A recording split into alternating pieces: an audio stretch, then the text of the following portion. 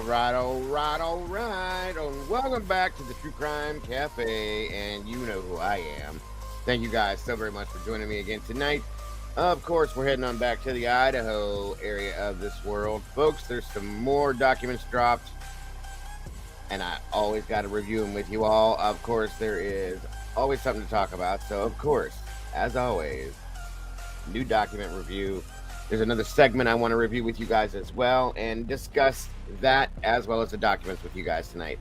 So please make sure to hit that like button. Please make sure to share this out. Let everybody know what we're doing. Come on in, grab a seat, grab your drinks, and let's do this thing, y'all. Here we go.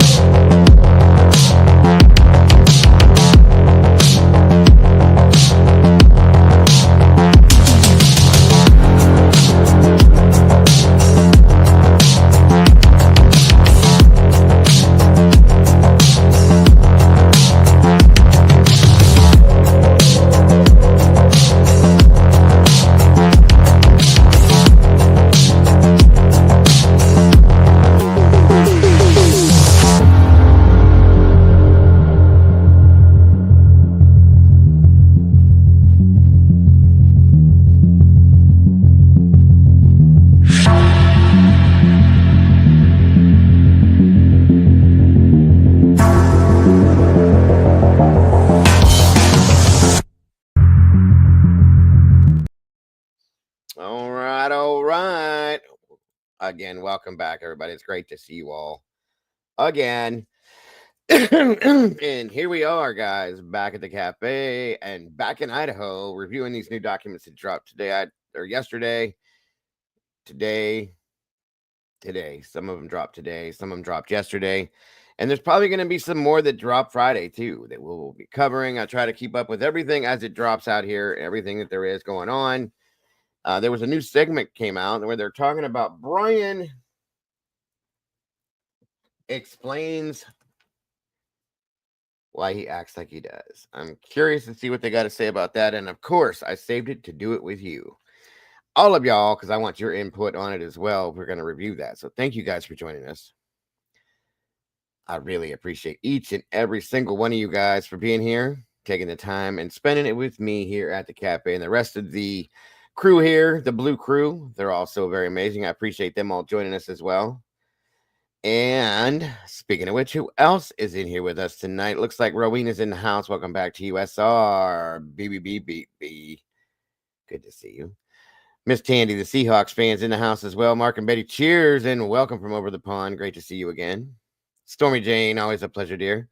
The Tomboy Charms in the house again. Welcome back. Miss Christy Nevada, always happy to have you here. Miss Ida and a hoe named Ida. Just had this conversation. Welcome back to you. Groot's in the house. Hey. Miss Keister Bunny's in the house. Welcome back. Still healing. I hope you're feeling okay. The lovely and amazing Miss Paula Fitzhenry, always happy and honored to see you, dear. The lovely and amazing Miss Wisdom Speaks is back in the house tonight. Welcome back, Miss Wisdom. My friend and yours, one maiden nut, Mr. Amazing Note Taker himself, Eddie. Welcome back, brother. Good to see you tonight. Walt Harris, long time no see. I haven't seen you in so long, Walt. It's wonderful to see you. How are you? So long it's been. What a reunion. Yes. Great to see you. Well, thank you for joining us tonight. Suzanne Smith, welcome back to you. Great to see you. Miss Terry Martin, how are you, my dear? Wonderful to have you here tonight. Wonderful to see you. Miss Sherry, welcome to you as well. Always a pleasure. Gina Reed, little spaghetti sauce on that like button. I absolutely appreciate it. Thank you so much, Miss Gina. God bless.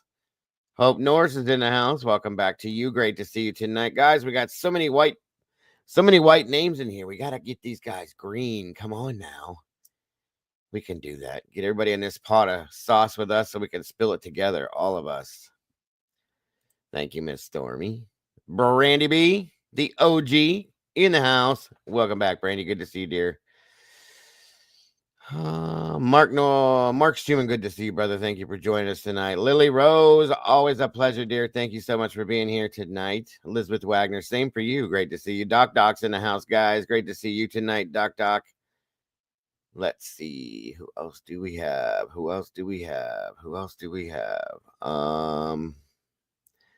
The last 24. I hope you didn't work too hard today, Mikey. God bless, brother. Good to see you today. Thank you for joining us. Appreciate you very much. Miss Charlotte, thank you for joining us. Great to have you back. Let me see here. Show.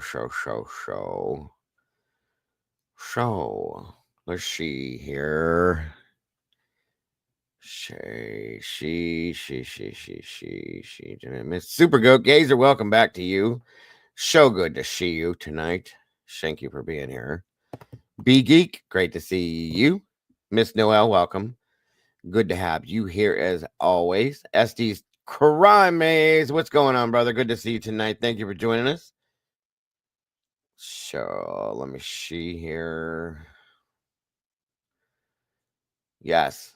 Thank you, Stormy, again. Please hit that like button if you have not done it. Subscribe also, and please make sure to hit the notification bell so you don't miss anything we do in here. Only like doing it with you all. So please make sure you're here so we can. I appreciate that so very much. Tippy Hadron Colliter, thank you for joining us tonight as well. Negative, Poppy. Good to hear, bro. Good to hear. Anybody that would like to join, if you have an iPhone and you struggle with it, click that link there that SR Triple B put up. It'll get you in the right way through them Apple iPhone, them things that are so hard to work sometimes. Becky Strider, good to see you tonight as well. Circus Music, welcome back to you, Michelle. Pazwork. I said it right last night. Now I'm nervous about it because you called it out. Good to see you, Michelle. Thank you so much for joining us. Let's see. I think I missed a couple other peeps. Marissa Roberts, hello, and welcome back to you. As always, wonderful to have you all here with me tonight. I appreciate it. The only way I like to do it. Only way. Christy Nevada's in the house. Welcome back, Miss Christy. Always happy to see you guys. Eve Lucky, hello, and welcome back. Good to see you tonight. Dagburn, Johnny Gobbles, Dead Floozy Mama's in the house, and thank you so much for being here. Moto Man MX, great to see you. We might have checked it out. I don't mind reviewing different things, guys, as long as we get to do it together. I feel like I'm missing some people. I'm seeing people saying hi to people, but I don't see them. Let me see here. So, Miss Rowena, always a pleasure.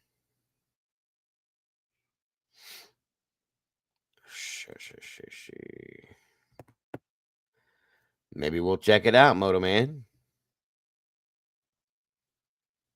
Passwork. Easy to say it. You did just fine. Okay. Michelle Passwork. Thank you. Like I said, I know I said it right last night. And for those of you that are in here tonight that joined us last night for the little decompression thing, I hope you guys enjoyed yourselves. I really appreciate you guys being there. It was a great time, as always, with the most amazing people on YouTube. This amazing community, this amazing family. I appreciate you all so very much. Come on in, guys. Come on in. 107 peeps in the house with 53 likes. Come on, let's make that match, guys. Please and thank you. What is happening? Willard. Good to see you, brother. Yep, sir. I agree. Let's see what these new docs are going to tell us. Let's see what this thing we can review. And of course, guys, we're going to have a discussion. I will open that up here shortly. Actually, yes. Here, 1 second. I'll do it now. No big deal. As I always do in these streams, because I want to hear your voices too. They're just as important as mine, if not more. In fact, more, I believe. Papa G, Appa P. Welcome back, my friend. Good to see you. Thank you so much for joining us. I love your name. Oh, no. Oh, no. I can agree with you on that one, Willie. It seems that way thus far. I ain't seen nothing to change my mind yet or go any other direction. So, yes.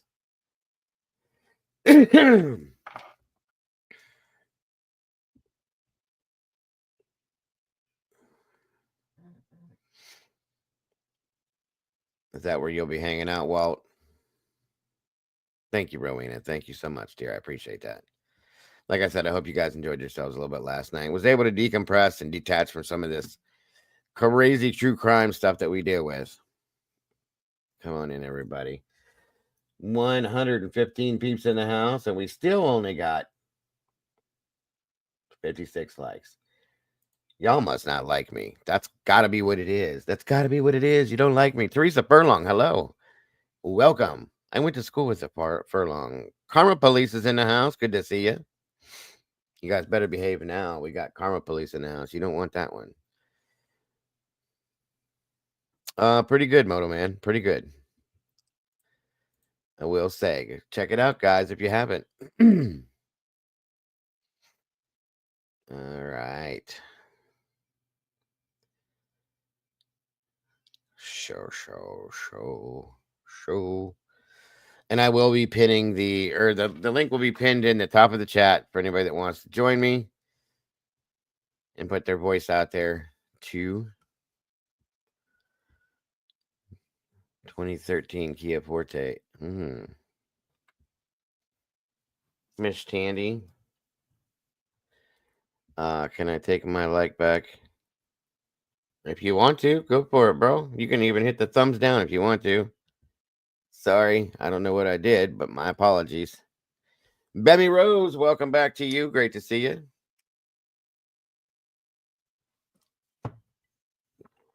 Didn't mean to upset nobody. If I did, my apologies. I didn't even see that, Terry. I didn't get to see any of that, actually. I was doing my hubby-do list. Unspoken. Oh, sorry. You know me, Mike. I'm behind sometimes. Unspoken heart stillness. Welcome. Good to see you. Thank you for joining us. What's up, Willard, bro? my friend. What's happening, bro? How you doing? I'm doing. Same. Ivan. Just waiting on more and more of these documents to keep telling us the same thing they've been telling us every single day. Like you said, ain't nothing going that other direction at this point now. The man should be at home. You know, That's what he keeps telling me. at this point, I can agree with you, but we got to have that trial. That way we can really make it right. And he can own the state of Idaho, as far as I'm concerned. Because this has been a mess. It's been a mess. So, are you talking about this? Are you talking about this? You're talking about the state's shit, right? That's what you're gonna go over. Yeah. There's every time new documents come out, I try to get them all down for everybody to see what's going on with them, what's coming out. Probably some of this stuff that was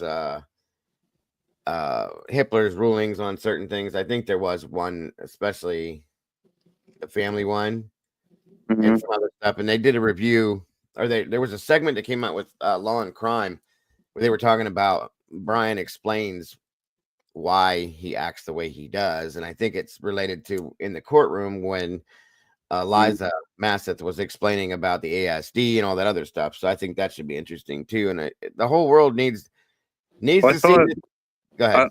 I thought the state put something out that like basically shows that Brian was excluded from the fingernail DNA.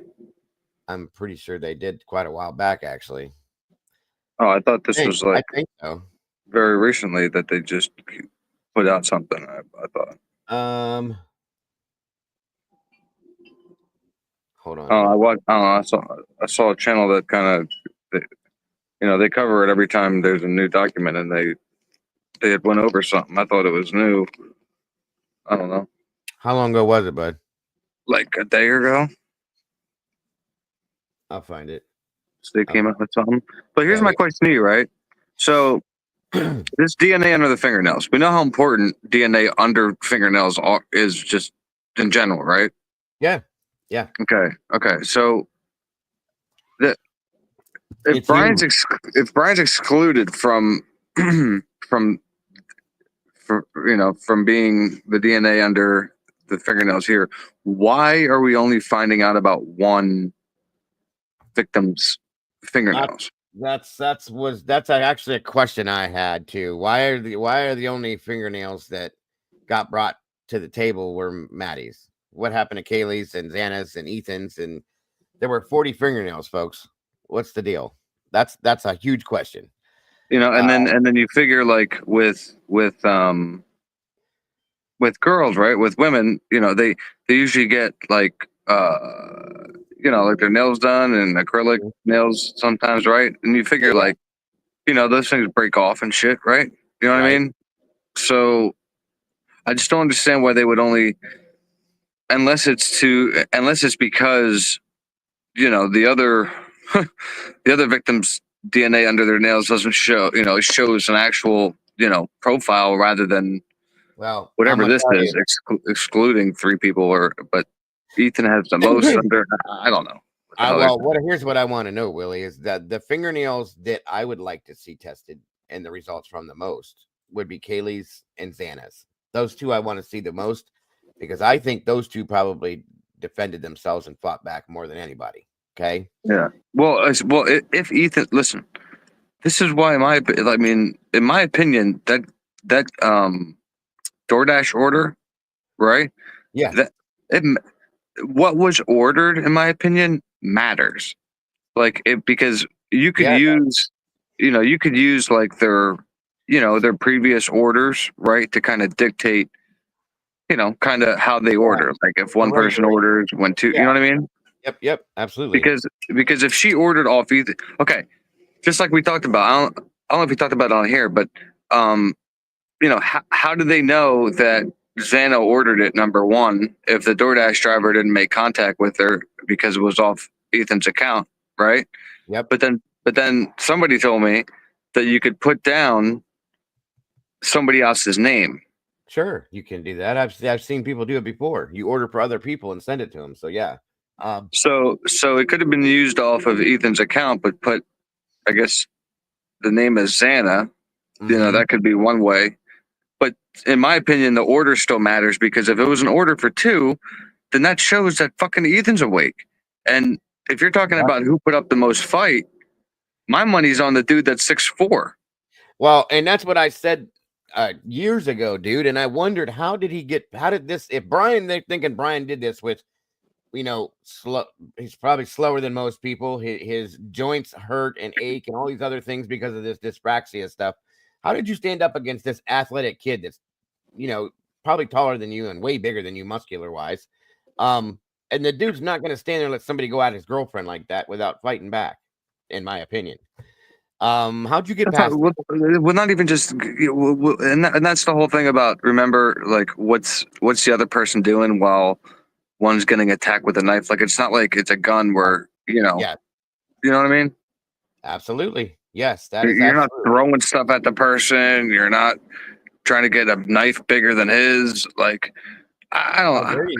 Well, I I don't, wondered. Now, it was brought up at one point, Willie. I don't know if you remember this. I think you were in here for one of the conversations that was brought up in.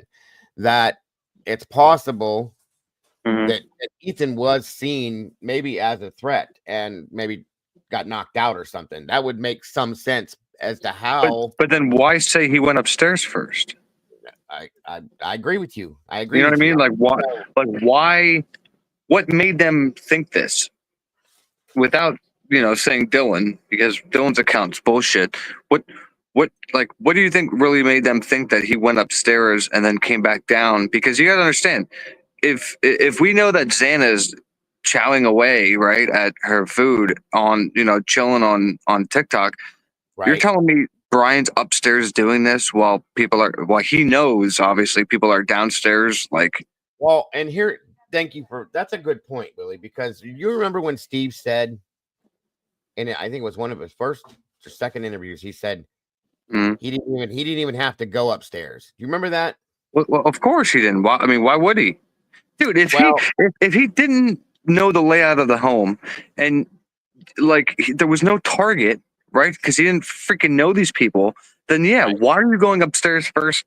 Period. That's bingo. That's the whole thing. Congratulations. Welcome to the sauce, Miss Kim. We are so happy to have you here. But yeah, agreed. That doesn't make any sense because now you're, like I said, you're risking being heard in the home by By the people on whole the house. second and first. Yes, yes. What the? Come on, bro. So that's what I'm saying. Like, it took me back to that. Now, there's also the what we heard. Is this true? I don't know. About Mhm. Kaylee running up and down the stairs at some point a couple times. Again, most everything we've heard about or from Dylan has not turned out to be true. So who knows? I don't know. Wow, thank you so much, Papa G. I don't think he could honestly take two women at once, especially Xana and Ethan. And see, there we go. Because Xana, and I don't mean this in any way, shape, or form disrespectfully at all. Xana was kind of a tough ass, okay? And we know that she fought back because of her situation. So if they're both fighting him, Mhm. how was he not beat the hell out of and scratched up and cut himself? And and then takes a selfie at 10 o'clock in the morning. Yeah, of course. Welcome, Twiz. Good to see you, brother. 100%, dude. 100%. One more thing that doesn't make any sense. Okay. Mhm. And I'm all over the place because my ADHD, the chat, and everybody's got me going now. Why did he go upstairs? Why did you go upstairs? If Steve said that, that must mean, at least in my opinion, he didn't even have to go upstairs. That tells me that is there something that was on that second floor that is that the target?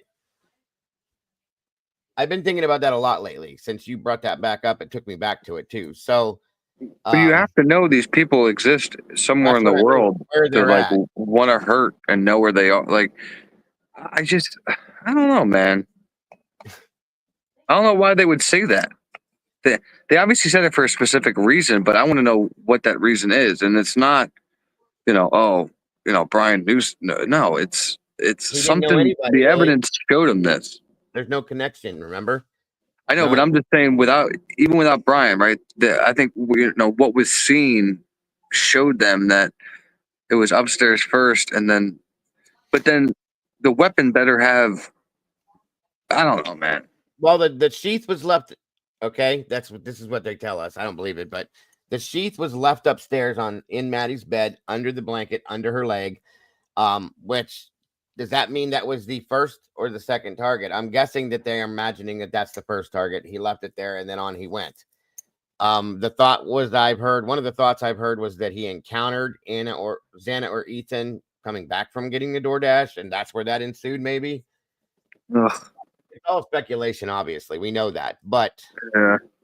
I was wondering that either I always did wonder if Ethan was sleeping or passed out from drinking, maybe a little bit. You have a long night, things like that.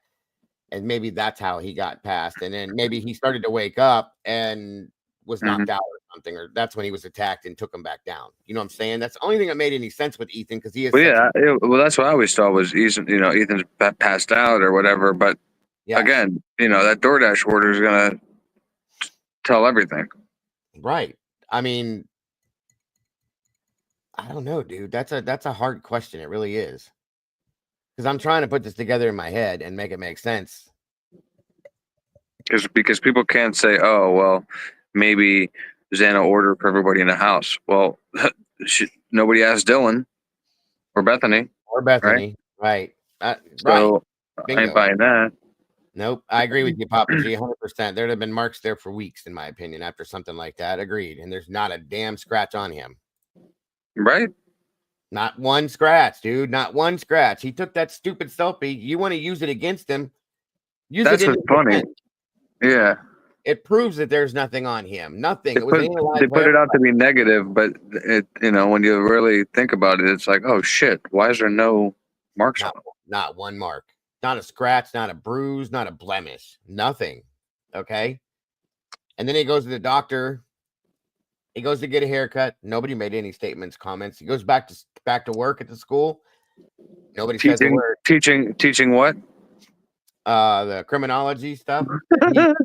Teaching students that are like looking for this shit. PhD, yes, right, exactly.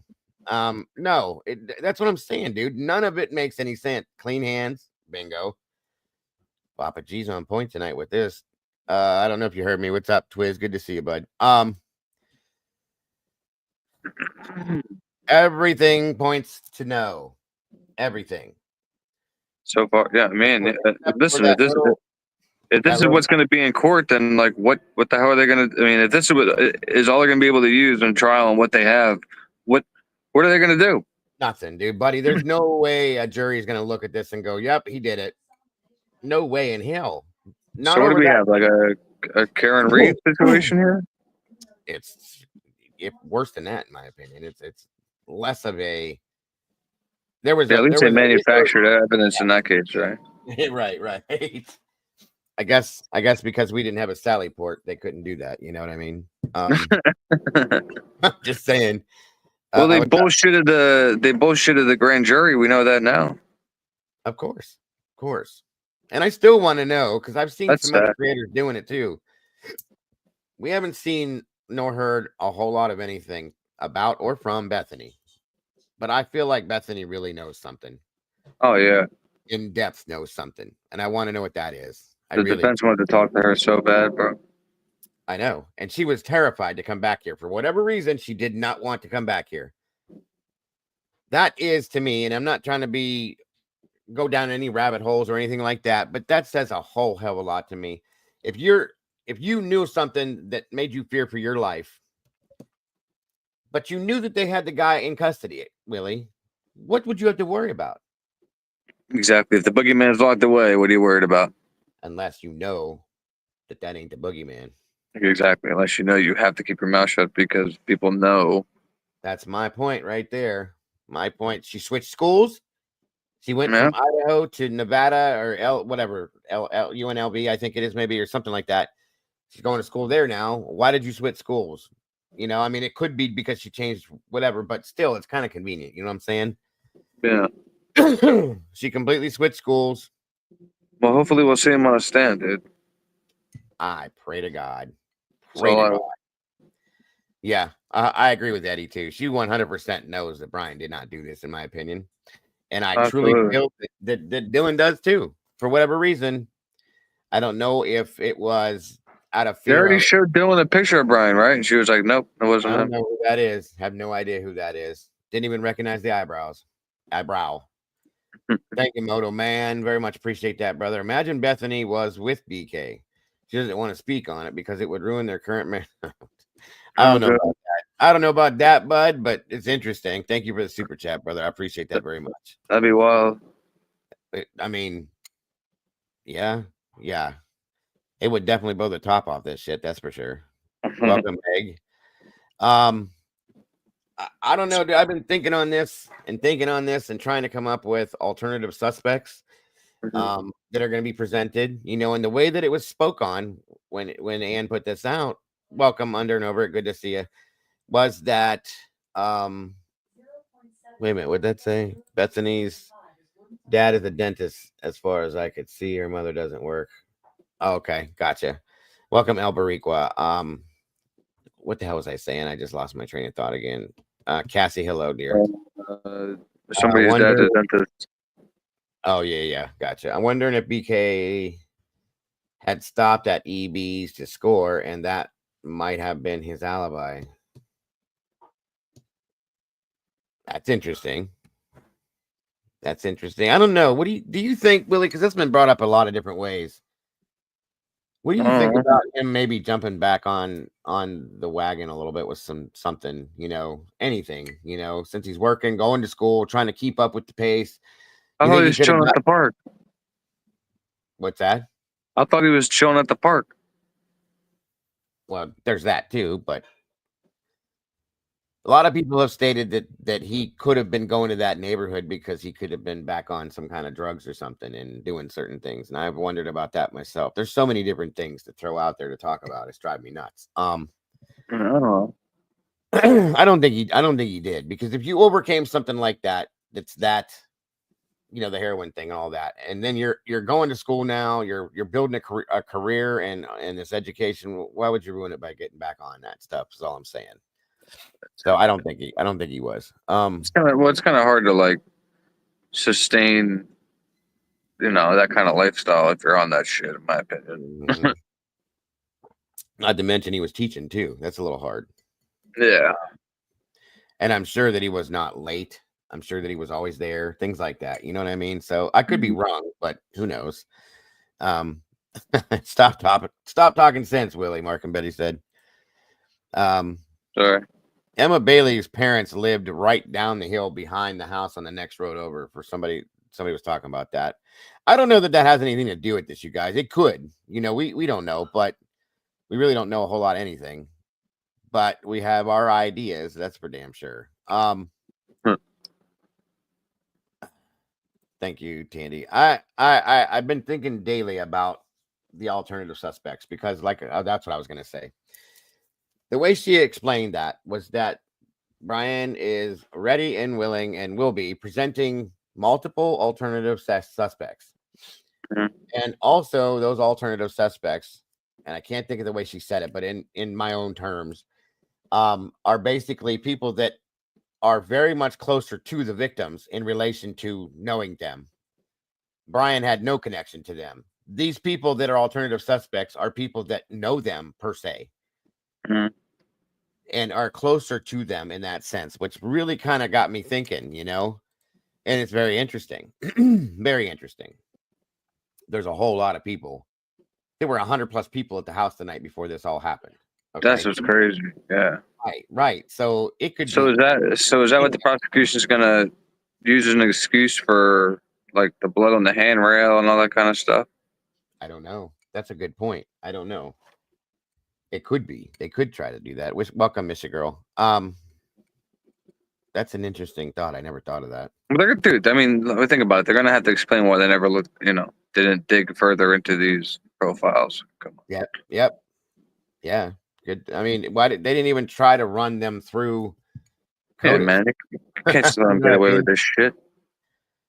Very, very good point. I think Lochen had something to do with it. A lot of people do, Clips. Welcome, by the way. But being a connection doesn't mean anything either. They are gonna have to have some undeniable. Yeah, I agree with that. Sadly, at this point, that's the way it's gonna have to be. Welcome, CZ. And Meg, great to see you. Typically unique. Welcome to you. Alternative suspects could have connections to the victim's DNA at house, phone data, and cars. Very, very possibly. Thank you for that.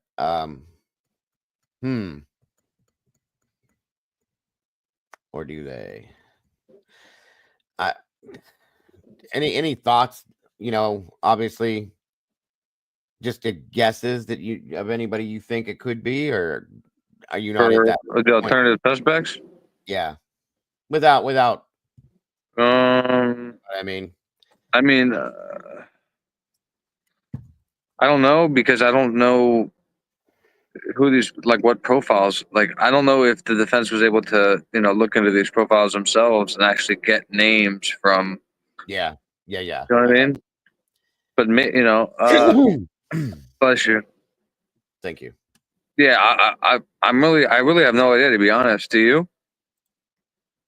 I have a couple ideas based on, like I said, I told you last time you were up here. When all this new stuff started dropping, it started giving me more of a reason to look on the innocent side, and I completely jumped down off the fence now, and I'm standing on that side now. So you know what I mean? Yeah. And I have been. I told you, just you remember, Willie. It's been 2 years we've been in here talking about this, and you remember what I said. When they show me something that makes me lean one way or the other, I'm gonna go with that. Yeah, absolutely. Here we are. I'm standing on the innocent side of the fence now, because I have no reason to think that he did anything at this point. Nothing they have. Nothing. And I mean nothing, you guys. I don't care what you throw at me at this point. Nothing tells me that Brian Koberger could have done this. I can't. Just can't. So, and I've been struggling with that. You know that. We've been back and forth. Oh, I know. You were pulling me this way for a while. And I'm like, well, no. Well, not even, because if I see something different, then, I'm persuaded. But, like, what the hell have they shown? Right. So here I am now. So there's nothing at all that has been presented. I don't believe that there is going to be anything that's going to show us anything at this point, because I think we would have seen it. I do not believe that video that their rumor is out there floating around, that they have a video of him getting out of the car going in the house. I don't believe that. That's not anything that would have held back at this point. They would have used that already and said, "Here it is, here he is," and we wouldn't be having this conversation right now. You know, the defense would be trying to suppress that shit. Right. Exactly. So,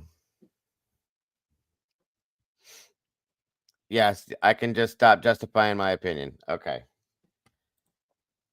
But I do have to say, there's nothing they can show me. I'm just kidding, Z's. I'm just kidding. And I can't, dude. I mean, there's nothing else that I've looked into it. I've still tried to stay oppositional and looked over and said, well, maybe they can do this, but really I can't, you guys. Honest to God, everything else that I would have thought, a month or two ago would have made me feel that way has been either tossed or doesn't exist or didn't exist. So yeah, it's gone. So I was told that welcome, Miss JC and Adrian, good to see you. Hold on a minute. I think it could be the cop that took a photo of Kaylee's license at the house. Rosenthal, and his distinct whistle is on the Linda Lane footage. He could be really. I never saw that. Okay. Well, I'll have to look into that.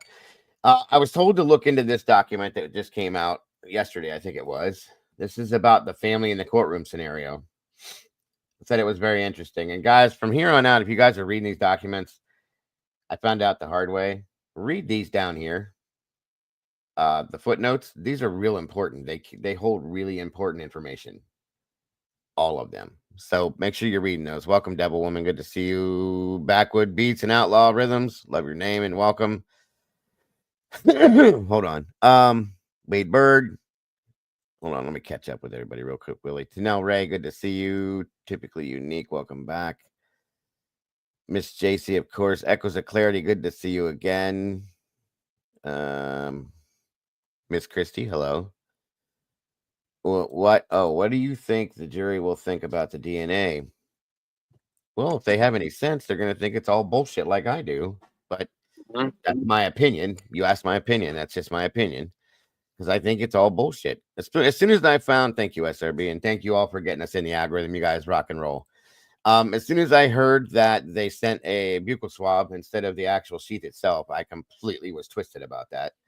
And after everything else that's been thrown at us, I don't trust any of that, you guys. So I don't trust it. And Taylor said the alternative suspect came from the tip. Yeah, there is one specific. She said that there's an alternative suspect that came from a tip. And there was also an expert that they had spoken to believes that there are two suspects with two different weapons, which is very interesting to me too, because that don't match anything that we've talked about thus far. Well, that they've wanted us to talk about. You know what I mean? So that's interesting too. Victoria and Angel, welcome to you as well. If I'm missing anybody, I'm not meaning to. Jody Walters, good to see you. I will catch up with you, I promise. Oh shit. Yeah, I gotta mute real quick. Yeah, take your time, bud. I'll be right back. Yep. I think they're going to use a contaminated crime scene. Yep. Good point, Wisdom. CZ, great to see you. If I didn't say it already, Steve W, welcome back, my friend. Oh, so many of you guys are white in here. We got to get you guys green. We got to get you green. And everybody, listen real quick. At the bottom of your chat, there's a little $sign in a square box. Click on that and make sure you're able to receive gifts, because there's quite a few very generous people in this community that like to donate memberships to other people. So you very well could receive one. As long as that's turned on, you'll get it. Dawn Salamander, welcome. Good to see you, and love seeing all these new faces and names. Leslie and Billy, hello, my dear. Good to see you. And Billy, brother, I hope you're doing better. Been praying for you every day, bro. Well, Jesus, I didn't mean for you to do it, Stormy, but thank you very much. Just gifted 5 new memberships right there. Hold on here. Let me check something real fast before we go into that. Very generous of you, Miss Stormy. Mojo Rising. I'm Good Trouble. The Richards Art. Wait a minute, guys. Slow. Jesus. You did it twice, Stormy. Typically Unique. Walt Harris, Meg P, Chin Lo, Leslie. I'm sorry, no. Mojo Rising, I'm Good Trouble, the Richards Art, and Cassie donated one too. Very awesome. That goes to Miss Kylie. God, you guys are amazing. Thank you so much for that. And welcome, my brother AR. Good to see you tonight, sir. Thank you for joining us. Well, damn, Motomax gifted 5 as well. I can't even see those. All right, you guys are killing me. Oh, where'd yours go, Moto? Okay, you got Mojo Rising, I'm Good Trouble, the Richard Art, and Kylie.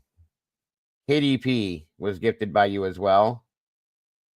Sarah was gifted by Sassy. There we go. Sarah Q. Okay, they overlapped. That's why. My apologies, you guys. But thank you guys, all of you, so very much. That was so very generous. God bless, folks. That's amazing. We got 12 new members in a matter of 10 seconds. That's absolutely amazing. And not so many people in white now. Thank you guys so very much. And everybody, listen. We do not expect anybody in here to gift the memberships, to donate to the PayPal, the Venmo, or the Cash App, drop super stickers, super chats. We don't expect any of that. But I promise you, we very, very, very much appreciate it all. It helps keep my channel going, keeps everything up and running. So thank you all so very much from the depths of my soul and my heart. That means everything. You guys are amazing. God bless. You guys are so very generous. You guys are amazing. Papa G did it too. Damn, bro. What else do we got? Papa G gifted and Aquarian 1. B Tim swimming lessons. Bite my tongue. Hold on. Hold on. Also, LJD3 and Emio24. All welcome to the sauce. 17 new meatballs in the sauce. Thank you, Papa G. God bless, bro. That's amazing. Very amazing. You guys are awesome. And Papa G gave Yo, 6. can you hear me? Yes, sir. Welcome Yo, I back. gotta pop down real quick. My kid just got this slime shit all over the place. I'll be here whenever you want to come back. I'll be back in a little bit. Yep. Take your time, bub. All right, brother. All right. God bless America. You guys are circus music. Thank you again for the super chat. $13.99. That's so amazing. God bless. You guys are awesome. Damn. Amazing. Absolutely amazing. You guys are so generous. I love this community. You have no idea. Thank you so much, Circus. That's so amazing of you. And Papa G gifted 6 memberships. Stormy gifted 5. Cassie gifted 1. Also,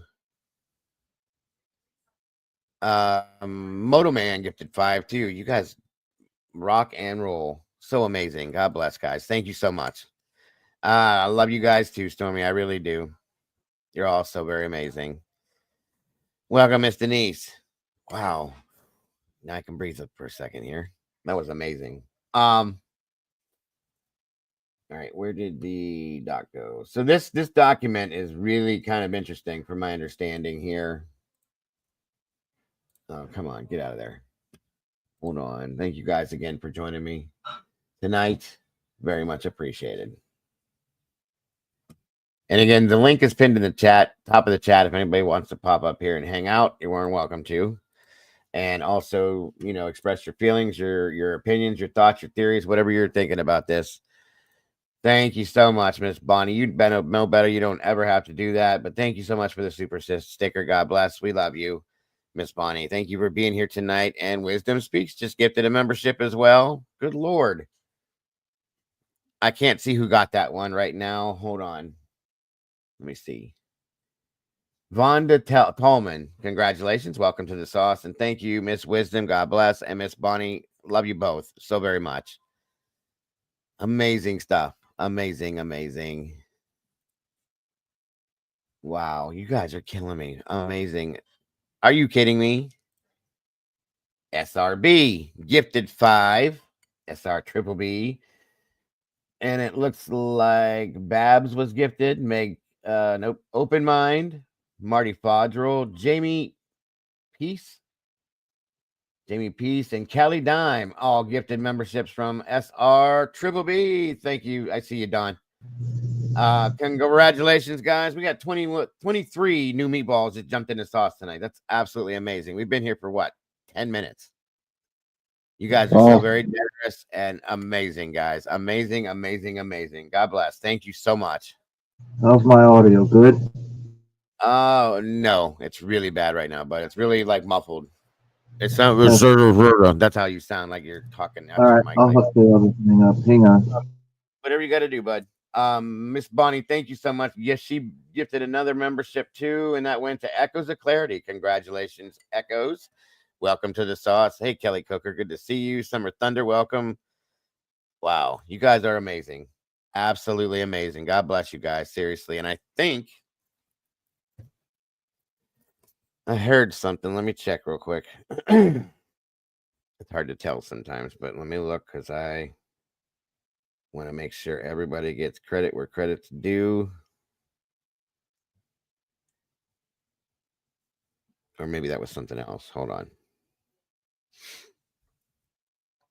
I feel like I did, Circus. I really do. It's you have no idea how much that means. Better now? A little bit better, yeah, definitely. Hello? Definitely. Hello? Okay. You have to turn it down in the background though. Oh no. Cassie just gifted 5 more. You guys are killing me. I don't have YouTube on, so. All right, you're good then. Let's see. Cassie just Leslie and Billy gifted 1 too. That went to Missy Jane. Thank you so much, Leslie. God bless. Cassie dropped 5. KP got 1. Femme Natal, Missy, Nicola Awesome. Moody. That keeps the lights on and that keeps the internet bill paid. Yes, it does. Next month, when it all goes through, it sure as hell will. Thank you so much. Lady Leo also got gifted. God, you guys are amazing. Amazing. Thank you, Leslie. Plus it Cassie. keeps Dago coming back and doing more of these streams. That's true too. That is so true. Jenny just dropped 1 too. Congrats. Thank you so much, Jenny. That one went to, I can't even keep up with you guys. Reba got gifted 1 by Jenny. Thank you for that. 32 new members. That's all amazing. in a matter of 10 minutes. What's up, Saj? Hey, Sarge. What's going on there, gentlemen? How are you, brother? I'm doing We're doing as good as we can. It looks like Leslie and Billy gifted another 1 too that went to Melissa D. Paid and my another taxes one yesterday. My ass hurts today. And another one that went to Sandalite. Congratulations. 33 new members. Now Bemmy just gifted 5. Holy shit, you guys. Hold on. Look at you go there, son. I guess so. Bemmy just Well gifted earned. 5. Well received, well earned, Dago. It's all the hard work you do, Dago. I try, I promise, but I am beyond grateful. I know who killed you. Amples Parks, Tammy Lynn, Sally Ann Collins, and Paige were all gifted by Bemmy Rose. Good Lord have mercy. Sandalite was gifted by Leslie and Billy. I think I caught up. Jesus. Thank you guys. 38 new members. Wow. In 15 minutes time. That's crazy. Look at you It's go. amazing. I guess you guys are absolutely amazing. Thank you so very much. I say that I to don't even have myself in the words. mirror every day. I say that to myself in the mirror every day. I know you do. I know you do. Believe me, I know you do. I know people think I do. I might as well admit to it, whether it's true or not. Yes. All right. It's all good. I know you better than that. I'm just fucking. Thank you. And yes, welcome all the new members. Welcome to the source. It is great to have you guys here. It's always nice to have people to spill this shit with. You know what I'm saying? So thank you for being here. Any all right. updates? Because I've been in absenteeism. Yeah, you have been. You haven't been. I haven't seen you in a few days. What's going on? I'm doing spring cleaning and some painting and sprucing the place up a bit. You know. Good deal. What, you expecting a new wife or something? No, but I matter too. You know. Yes, I know. I know. I get it. I get it. You got to live there and look at it every day. It's important too. Yeah, what the hell? And I love my little castle. Absolutely, absolutely, and it's all yours. That's the big all thing. mine. It's the best thing. The price is right. No worries, Tomboy. No worries. So, have you seen this? Any of the new documents that were dropped or heard about them yet? No, I know he ruled to allow the parents in the courtroom because what an egregious. That's the story should be. The state of Idaho tries to deny parents in courtroom. That's what the story should be. Yeah, because they were trying to insinuate that they were going to be witnesses to what? Right. No, agreed. Yeah, Right. they should have. That should be what the big deal was, because that was the initial point. Is he doesn't? And deserve the to have judge already told them he wants them early so they can sit there through the trial. They need to testify early if they're going to testify. So they could just supply an affidavit. They don't need to essentially even put what are they going to say? Yeah, he bought stuff on Amazon. And that's pretty much, well, if he did, we'll find that out. But I know, but I'm just saying they can't say they saw their own kid commit murder. They weren't there. I mean, what could they possibly say? Exactly. That touches the case directly. Or go up there, go up there and plead the fifth. I don't know the parents. I don't know if that would look good, but I mean, I don't think that. I don't think it's the parents testify. I think it's going to be the sisters, or at least a couple of sisters. Maybe, but I don't know if they're going to testify if it's going to hurt their brother. If they ask questions about different quirks and problems with Brian, that they're putting themselves in a bad position, because the prosecution may say, well, we're only going to ask you these questions, but once they got you on the stand, yeah, they can change it up. I would say you have to subpoena me. You have to force me to get me on that stand. Agreed. Right. And I think that's not what's happened here. There are no subpoenas for the family. No, and they already claimed, the defense expressed the fact that they will not be testifying against him for everybody that thought that they were going to. Right. That's what I'm saying. That's out of the water. The state didn't have subpoena and any specific testimony that was relevant to the trial, and so the judge had no choice but to rule in favor of Kohlberger. Exactly. But for the state to pull that dirty trick to try to empty the courtroom of his relatives to make him look like a fucking incel, nobody likes him kind of guy, that's a dirty fucking trick. Excuse my language. Well, that's what they've been doing for the past 2.5 years, Sarge. I know. With everything that touches on him at all, 100%. Didn't Hitler just recently, not Hitler, didn't Cracker Claus say that the only evidence they have on Kohlberger is the DNA? That is absolutely right. Nothing else. And the other 6 samples don't matter, obviously. Right. And that's even a joke as far as I'm concerned. Like I said earlier to Willie a few minutes ago, I said, as soon as I found out that they sent a buccal swab instead of the damn sheath, I was done with that too. Completely done with that. Even worse than that, then the probable cause affidavit should have been destroyed in lower courts. Why is he only now admitting this? This is a tragedy and justice. Yep. Yeah. Well, they got him where they need him now, in my opinion. So now what? Okay, that's what they had to go to. But at this point, I'm kind of glad, because now there has to be a trial so that they can show the insolence of the state of Moscow or Idaho, in my opinion. Can I share something real quick before you get into this? Please do. Because it dawned on me when I was doing my daily sit and think. Mm-hmm. Okay, I don't want to get any more specific than that because it ain't nice. As long as there was no smoke involved, we're good. Here's the deal. If you remember the motions to suppress, and in that argument for the Franks hearing, that Jennings came out and mentioned 3 cell phone towers, and the judge interrupted her. Right. And said, if you're going to bring in the 3rd tower, then I have to award the Franks hearing. This is how I've come to understand now what I think happened there. Okay. And here's what I think happened, is that when they dumped the 3,800 cell phones on the night of the murder, Kohlberger is not anywhere on those towers. Exactly. And the 3rd tower is where Kohlberger is. And they intentionally ignored any other cell phone data except for those 2 towers. And then they switched over to video.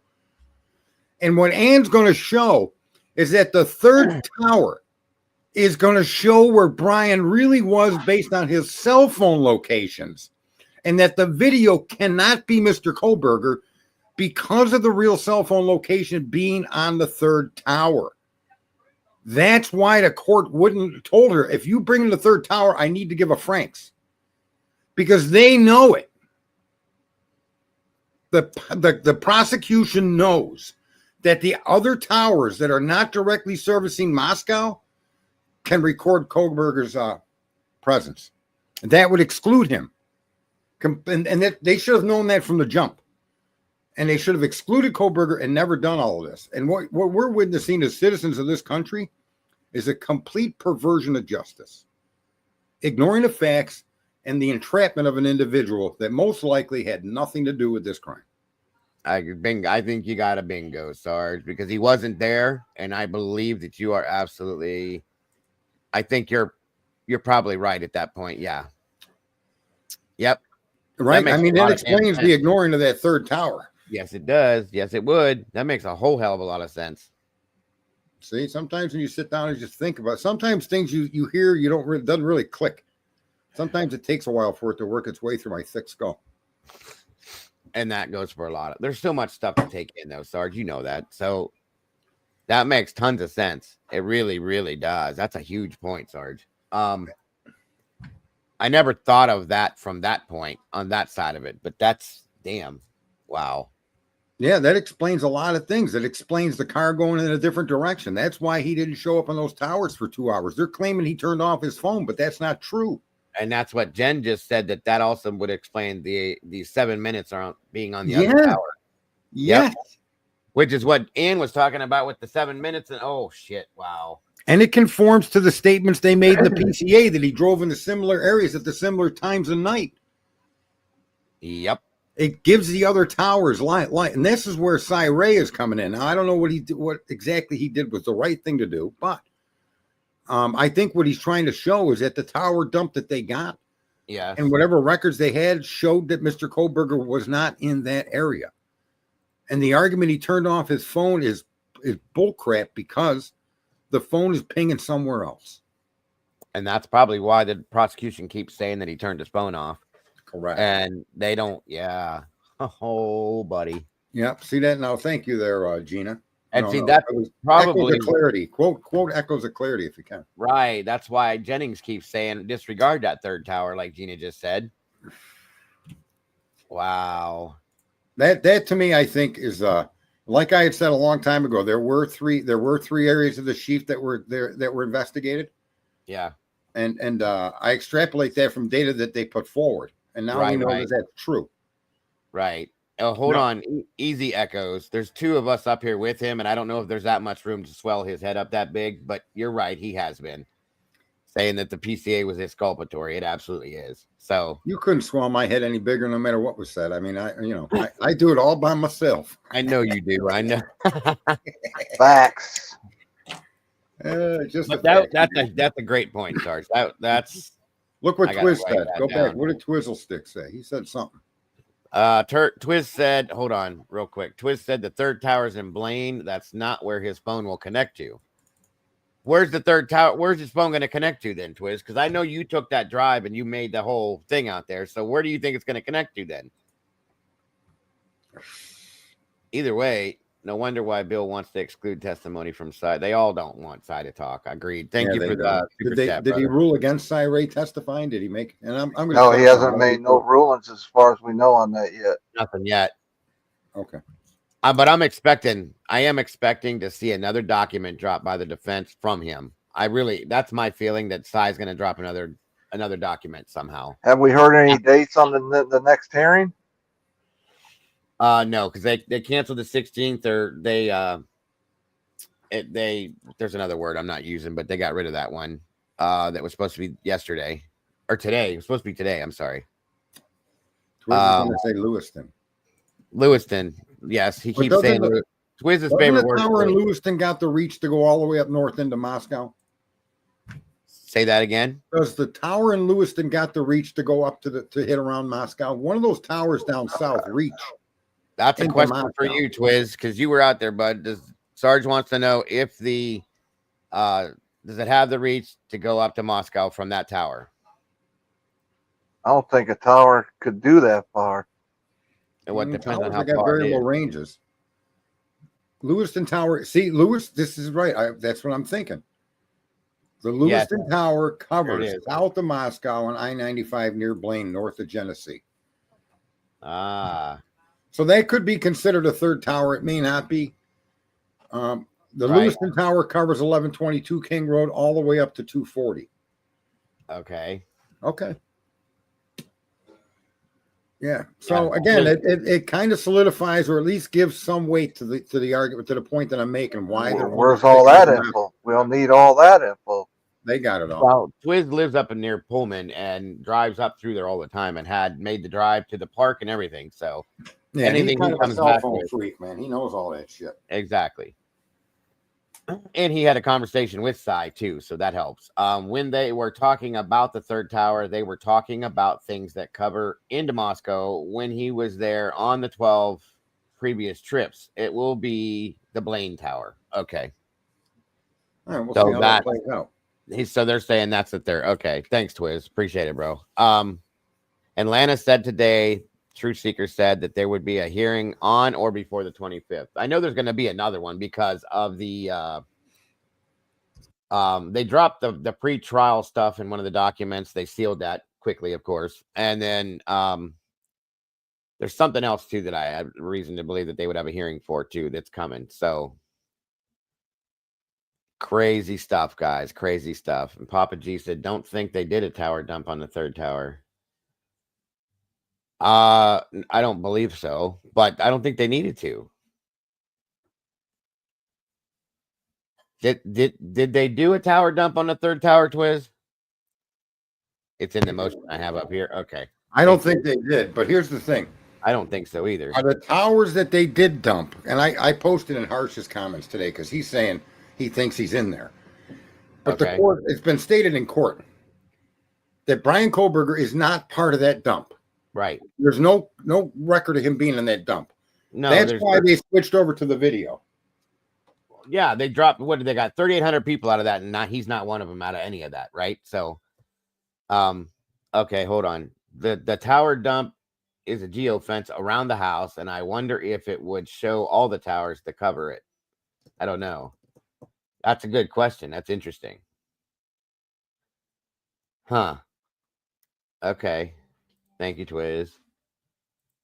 Yeah, but you see, because the significance of any other tower, whether you call it the third, fourth, or fifth, right, is that the towers at the crime scene do not contain Kohlberger during that time. That's why they made the state. See, this is why now I'm agreeing more and more with Eddie. Eddie helped me think some of the stuff through, and him saying they framed him. Yep. Okay, and in that respect, you can make the argument that Eddie's making that they directly put the effort in to frame this guy intentionally. Yeah. And when you look at the statement, he turned off his phone. That is the beginning of the frame job. Bingo. That's where I think Eddie, yeah, it makes sense. Right? I mean, because now they've got 3,800 phones or whoever cares what the number. It's a big number of people. It is. Right? And I bet you in that number is the killers or killer. Agreed. Right? They're in that number of phones on that original download. I think you're right the first time with the S on the end of it. I agree. Yep. Yeah. I can agree with you on that too. So, yeah. So, and I think everybody does, Moto. Nobody still quite understands why Brian. There's got to be. Brian is a perfect patsy. The problem is this is what my problem's always been, Sarge. I can go along with everything at this point now. I'm standing on that side of the fence, like I said. This kid was from Pennsylvania, had no ties to Washington or Idaho, knew nobody out there, and still didn't know anybody other than the people that he taught, period. How did you get to this kid that nobody knows? There's something. I think that how long was the tower dump for? Do we know? How long? Just that night? Just that day? No. Oh, shit. I can't remember. I see you, Tom, boy. That's a good question. How did they come to him as the suspect? That's what I mean. He's unknown. Nobody knows him. There's no connections to anything out there, Sarge. Nothing. He's only there since June, I believe. So at that point, how did you find this kid? I'm telling you, you're going to have to, you got that statement, Murphy's Law. 7 days, Sarge, was the dump. And yes, I know what you're talking about. Thank you, Kim. I think the new term for bad luck is going to be a Kohlberger day. Yeah, no shit. Right? I'm having that's a hell of a bad day, I'll tell you that much. There's something that had to grab him and get him in their sights, is what I'm saying. Anything. I think it's just a combination of unfortunate things. He was known to be in the area based on phone research. He did have a white Elantra. That was the first trigger. And he does appear to have bushy eyebrows. and he was as taller than Dylan. If those statements from Dylan were really made by her, here's the problem though. They got her to say those things. She didn't come up with those generically, right? She was so fed why Koberger is honestly, I always battled kind of against this, but at this point I have to agree that why Koberger of all people, when you consider what took place that night and how they're entrapping him now, and they're trying to tell this circumstantial story. They're trying to create a Mona Lisa, okay, using shit in a stick. That's true. Well, he did know some people. Don't get me wrong. I'm just saying he's not like everybody else that's from this area that lived in Idaho, went to the school, was there all the time. He was a brand new person there. He did know some people. There was talk that he was dating somebody. He went to that pool party. He had neighbors, things like that. So he did know people, but like he didn't know anybody within this circle, in my opinion. Okay. Right. And that's what Koberger wasn't unlucky. What does he mean by that? I don't know. What do you mean by that, Twiz? Mm-hmm. This is what has been like racking my brain, Sarge. This question. With everything we've seen at this point, with what you just said, all these things, and it takes us as far away from Brian Koberger as we can get. So how the hell did they get to him is what my problem is. Ann's even said that. Welcome, Chief. I don't know. There has to be an informant. The one thing I can think of is an informant. Well, that's been said a lot, that he was possibly working as an informant, that he was doing some kind of something for the FBI or for ISP. Did he get into records that the school had that, or communications to people in the school that were indicative of a major crime? Did Koberger wander into something that he never saw coming? That was my question. Because he does that forensics with IT, and that's getting into the cloud. You could track phone numbers, emails. You could track everything of everything if you know what you're doing in that cloud. And it's did he find something that he shouldn't have? And what better way to shut him up than to make him? Could it be? Could something that could? It's possible. It's a conspiracy theory. Obviously, I'm not supporting it, but you know, when you're trying to see if he's framed, there has to be a trigger. Sometimes it's just because you're black standing on a corner. Let's be honest. Right. But this ain't no black kid standing on a corner. No, not at all. Right? Or like you said, it all fits the circumstantial evidence. That's why, right, Sarge? They built circumstantial case around the guy on bullshit. Yes, I have 100%. And he did apply at WSUPD. That's true, but still, I don't know that would take them to him.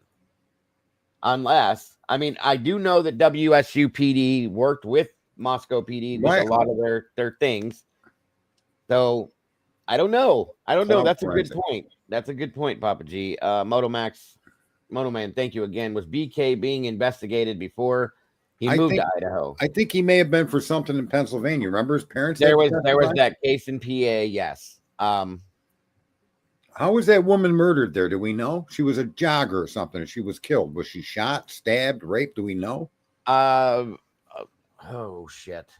I don't remember. I didn't get the details on that one or the one. Yeah, they didn't give full. I thought they didn't give full details. They didn't. Or like Wisdom just said, a jealous student in his class of something. There was a lot of kids in his class that didn't care for him because of his grading and the way he acted sometimes. So it could have been somebody pissed off at him from there, maybe. That's a good point, Wisdom. How many times was he pulled over in Idaho before? Twice? Only twice, or was he pulled over more than that? There was August. There was October. I think it was. No, there was one more, I think, too. Yeah, Brian wasn't arrested. Three, I think. Three. There was one in late. Wasn't there one in late September? Dago? Is there three? I think there is three. There was one. I think he's right. There was another one in September. Okay. Yeah, that would be watching this guy. Were they keeping an eye on this kid? Well, I'm starting to wonder that. Like Mike said too, did he stumble across something? Because we've all thought about that for a while. What did Steve say? Steve said we don't need some outside city slicker coming in here telling us how the country boys are to do their stuff. Yep.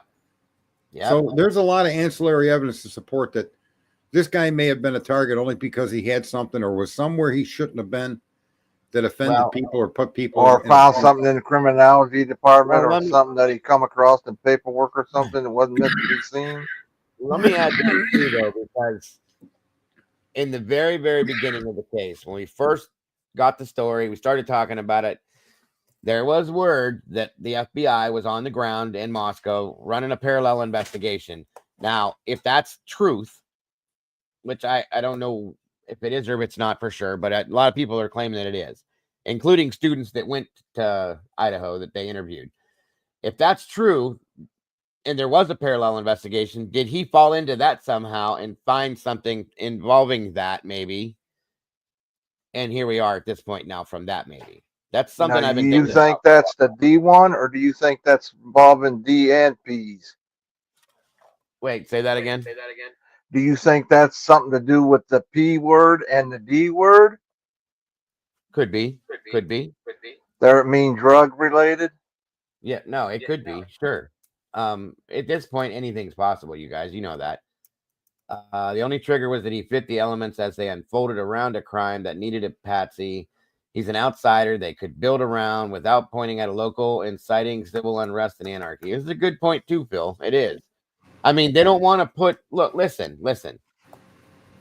We all know that college protects its people, especially fraternity and sorority people, and anybody else.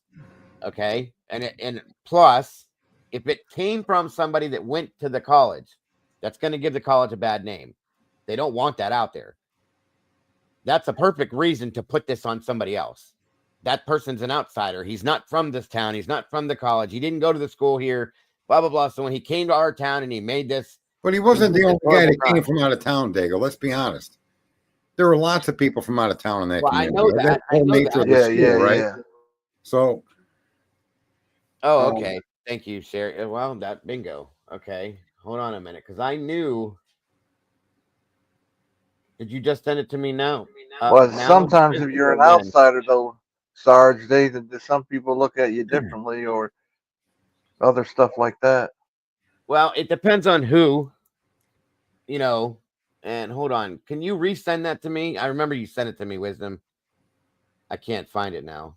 yeah, I think Mark Schumann has got my line of thinking. There's something, there may be something that ancillarily connects him to a situation that he shouldn't have had any knowledge of, that's threatening to people that want to keep it secret. Well, somebody brought up, remember that whole thing that the prosecution's trying to use against him, Sarge, that thing he did for his class where he had to send out and have okay. Somebody brought that up and said, what if he did have some contact with some people and one of those people did it? You know what I mean? That could make some sense, but Yeah, to make him the fall guy. yeah. Maybe he learned something. See, that's what I've always thought, Mark, is that he found out something He wasn't supposed to know. that he didn't need to be in the mix of. And he was trying to become involved in law enforcement in Pullman, and if he's looking into things and this and that, what better way to impress them by saying, hey guys, look what I found. And you know what I mean? Or And it wasn't meant to be found. Yeah, it wasn't meant to be found. Exactly. Well, so that survey, though, can be nixed quickly by just bringing in the instructor and saying, was this a required part of his program and why? Well, it was. Right. And that's it. So, in other words, if his name was Joe Blow, would he have done the same survey? And the answer would be yes. Right. You see? Yeah, because it was required for that class. Yeah, I agree with Philly there. They don't care. That's why these court cases drag on so long. I mean, they make all their talking points. They propagandize the public. And in the end, if no one's convicted, you're left with shit and shinola. Right? And they don't care. The result, and they like taking years. And they like taking years and all that to make it fade away or get it out of the public so it's not as popular or hyped over, so it loses some of its steam. Exactly. And then now how the emotional turmoil that this bursts forth when it happened has been tampered with time. Right. Just as King is saying, right? Very, very tragedy. Yes. Matt, Kurt, and Don Daniels of WSUPD were participants in the criminology program at WSU. Officer Payne and others were all integral parts of these programs. They all work together. That's the thing. Well, now you need to see if any of those people handled the crime scene investigation and or movement of the evidence. There's your transfer DNA. Well, Can you Don post Daniels- that back up there again? Post that back up. Don Daniels was involved. Don Daniels was the one that ran the warrant at his apartment that day, the same day he was arrested in Pennsylvania. So he was they were under his instruction. In other words, he was a teacher's assistant instructing these people. That's what I said years ago, that there's some way to connect him to the crime scene investigators, because it's impossible to consider that not being a reality considering the program he was in.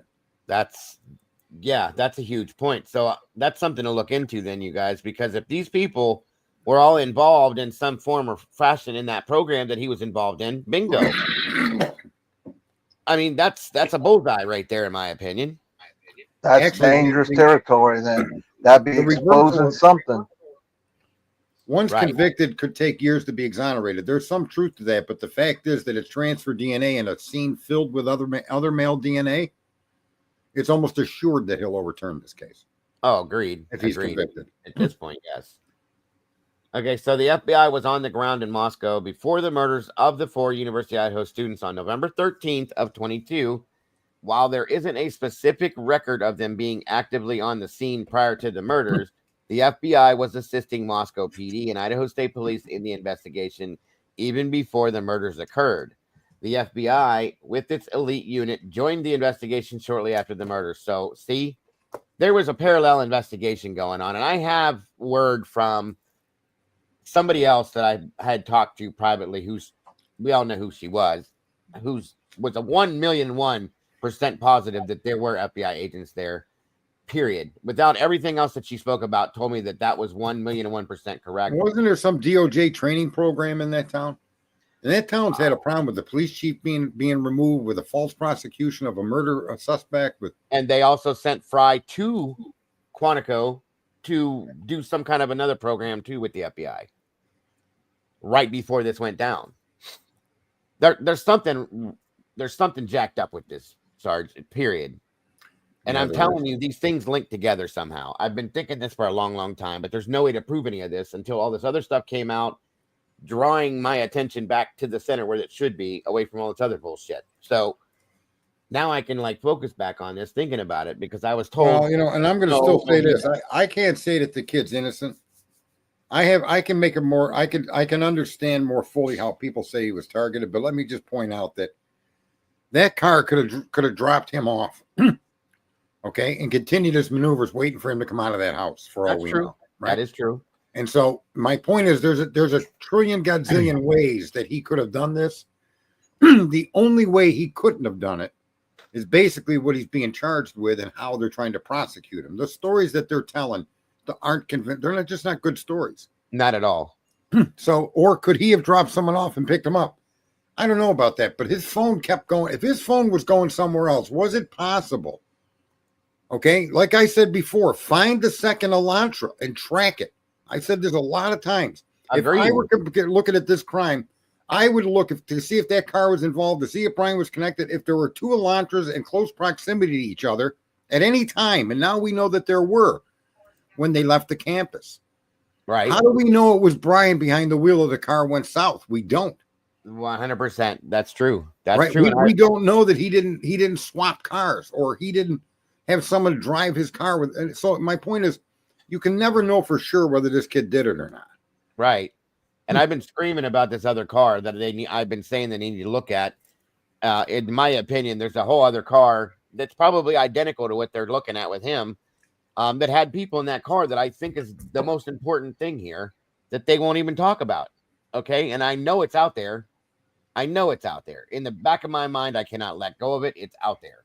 Right. And I still say the car is a red herring. There is no I know car that. in this I know crime. that. But if how do we know it's an Elantra? We never will know for sure unless you just take at face value what the police are telling you. Right. And I'm going to tell you guys right now, there was no car at that scene.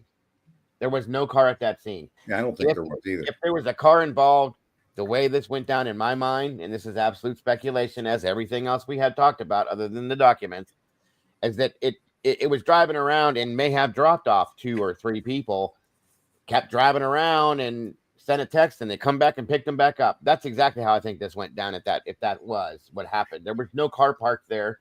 There was no car that sat there and waited for somebody to go in, do this, and come back out, get in and drive away. That didn't happen that way. That wouldn't make any sense anyway. Well, Because no, it still could be that. Let me just say, it still could be that. But the idea that it was Brian was destroyed when they searched that car forensically and found nothing. oh yeah, It'd be a That's decoy then. They could claim it'd be a decoy. Well, no, that car could have been involved. Let's say that car had college students from a frat in it that went and did this. That's true. So That's I'm true. saying it seems like it's a red herring as far as using the car to try to show Kohlberger did it. But the fact that there was no white car involved in the crime can't be excluded. We don't know. It could be a guy on foot, a bicycle. He could have been on a skateboard. He could have been in a truck. He could have been in a Jeep. We don't know. And we never will know. That's the real screwball thing here. Right. That's, or we could get lucky and somebody will come up with it somehow and it'll point to it or whatever. But I don't know. There's a few things in this case that are big red flags for me that I think will tell a story if they're put together the right way. A few different places throughout this whole thing of everything that we've looked at. Each one of those pieces is a piece of this puzzle that if you put it together, it'll give us the answer to everything, in my opinion. Right. It'll provide an alternative understanding of what absolutely. What yeah. Absolutely. That's my whole point right there. And that's where the answer to what actually happened is, folks. Whether or not we get that, maybe, or we may never see it. I pray that we do. That's why this trial has to happen, because I think some of that stuff may come out. Well, their alternative suspects will be interesting, and I hope some of those alternative suspects, people's eyes are lit up from it. Oh, and that's what I said. Based on how Ann presented that and what the document said, that again, I just said this a little before you popped in here. Mr. Kohlberger is ready and willing to present multiple, not just one, but multiple alternative suspects, and those suspects being closer in relation to the victims, as to where Mr. Kohlberger has no relation whatsoever to these victims. And that tells me a whole lot. Yeah, you're going to have to prove that. Well, of course. But they'll do that in the same way they're doing it with Brian, except their data is going to be conclusive to show those phones were actually either at that house or so close to it, you can't differentiate between the two. Yeah, and I agree with you, Sarge, too, that they're in that 3800 mix, 100%. That's true too, Bemmy. There were two trucks also. It's on the Linda Lane footage. How are they ignoring? There was a truck that was following them, in my opinion, the big white truck, and there was also the black truck. And so they've completely ignored those. Yeah, that white truck was in a lot of videos that were released. It was in a lot of them. And I need to say this, and I'm going to shut up for a little while. Okay. There's no way anybody can convince me Dylan isn't involved after now sitting and thinking about everything that's now written in stone during her interviews and how she was led in her direction, and everything she agreed with was to take the focus off of herself. Every single thing that woman said from the beginning until the cops started giving it shape with, did you look at his eyes? Did you look at his eyebrows? Until the police started giving form, she did everything she could to distance herself from that crime scene. And she was there before, during, and after, and part of the discovery of the crime. And in 9 out of 10 of these kinds of cases, that's exactly what the perpetrator does. 100%. Everything she did points to her as a participant in one way, shape, or form here. Yeah. They would explain the blood on the hand railing between the first and second floors, the footprint by her door. Agreed. And all of her stories to the police do everything to inculpate, to make her inculpatory evidence. Absolutely. As to a suspect in this crime. Absolutely, sir. To me, the way they treated her and the way they treated Bethany is a tragedy for Brian Kohlberger. 100%. 100%. And I fully, at this point now that we've gotten to, agree with that. She may not have had her hands involved in this in that sense, but in every other aspect, I do believe she does. Because there's no way, first off, she was fed the statement that she made for the PCA. Every bit of that was fed to her. Okay. She was led, in my opinion, by law enforcement in the interrogation or the interview, whatever you want to call it. That was totally led by law enforcement. There's no way you're going to convince me otherwise. Everything down to the drawing of that stupid ass mask, okay, was led by law enforcement with her. And in my opinion, she knew how and what she was doing. I'll just say that. I just can't erase her as it's probably one of the most prominent suspects and all. You could make the most circumstantial argument in showing her involvement than you could Brian Kohlberger by a margin of 1 trillion to 1. you've said that since the day you first came in here, Sarge. So that's never you just because nobody ever wanted, and then it got chased out. Oh, you're a victim shamer. I know. I ain't trying to shame anybody. I'm just trying to understand the facts, and the facts don't separate her from this crime scene. They actually make her a part of it. She did it herself. Right. I mean, 100%. And here's the thing: her stepmother is an attorney. She called her father. There's messages that they're trying to put together with an expert between her and her father. There's something there with that. Okay, there's things in that mix there. That she was shut down probably by her stepmother. This, that, everything, all of it goes together as far as I'm concerned. I would ruin her on a stand. I should be the one to cross-examine her. Oh, I'm sure you would, 100%. Because I would be very calm. I wouldn't yell. I would have no emotional tie to it at all. I'd ask her a simple question: where was this gentleman when you first observed him? And then I would pull up a picture of the fucking house, and I'd say, was he here coming from the living room? Yes. Okay. 100%. And then he walked through to the sliding glass door? Yes. Then I said, did you notice a significant change in height by the time he stepped down? Or did you close and lock your door before he stepped into the hallway? Because that right there is going to destroy her. You can't see you might be able to see his face walking around that corner, maybe. But she said he looked right at me. Where was he when he looked right at you? He had to have been standing almost directly in front of that good vibe sign. Okay. Exactly. So if that's the case, that perp is 6 inches shorter. 100% because of the level of the floor. And here's the thing, guys. I've been thinking about that too. Here's the problem. If he was standing angled with the sign facing his face, that sign is a bright neon sign like the one I have back there. Okay. Think about something. If it's dark in that room and you have that light illuminating behind you, it's going to shadow everything in front of you. Even if that person is turned to an angle and it's facing his side, this side of his face, it's still going to blur and shadow his face. You're not going to see anything clear, let alone any damn eyebrows. Okay. So, listen, and not only that, your explanation of what you did, you knew something tragic happened in that house just based on your explanation of what you saw. The 911 call says it by the first 4 words of the 911 call says it. It's tragic. You closed you peeked out your bedroom door. Why are you peeking out of a door in the home you live in? 3 times. I hear noises in my house. I'm coming out full. Who's here? Everybody does, Sarge. Everybody does. Right. Okay, so everything she said is inclusive to her knowledge of that crime or participation in that crime in some way, shape, or form. Yes. And the police shielded her. Absolutely. For what reason? There's the biggest question. There's there. The motive. What's the motive here? Bingo. Yeah, it's strange. All right, I'll shut up for a little bit. You're going to read something good. here. I'm going to listen. First rule of investigation are the people in the home unharmed. Just saying. Well, I mean, and I still feel she didn't Motomax. She didn't outsmart them. The police were trying to come to a conclusion on their own, and her statements were so confusing that they were giving her something to hang. To me, it was like they were trying to set her up in some respects, but now it's clear that they weren't trying to set her up. In other words, you want to make a suspect feel like you're with them, you're agreeing with them, you understand them, and so when they let her on, and she's answering yes to questions that she never said. He had bushy eyebrows until it was brought up. She never described the mask until they brought up the mask, right? That's true. And to me, those are the kinds of questions you're going to ask to try to draw somebody into your confidence. Yeah. I just hope they have this all on video. I hope they have that on video, Sarge. I hope all those interviews are on video. Well, and also, Sarge, they don't seem to have ever looked at her as being a possible suspect. Right. Okay. And that's the biggest mistake of all. And I think that it's going to be included in part of the argument with Ann Taylor. I can agree on that. I can. Agreed. And again, I'm not suggesting Dylan or Bethany did any crime here at all or had any knowledge thereof, but I am going to say that the evidence that's been presented to us does paint that picture. Fairly or unfairly, that's the conclusion that I don't know any reasonable person not to draw from the.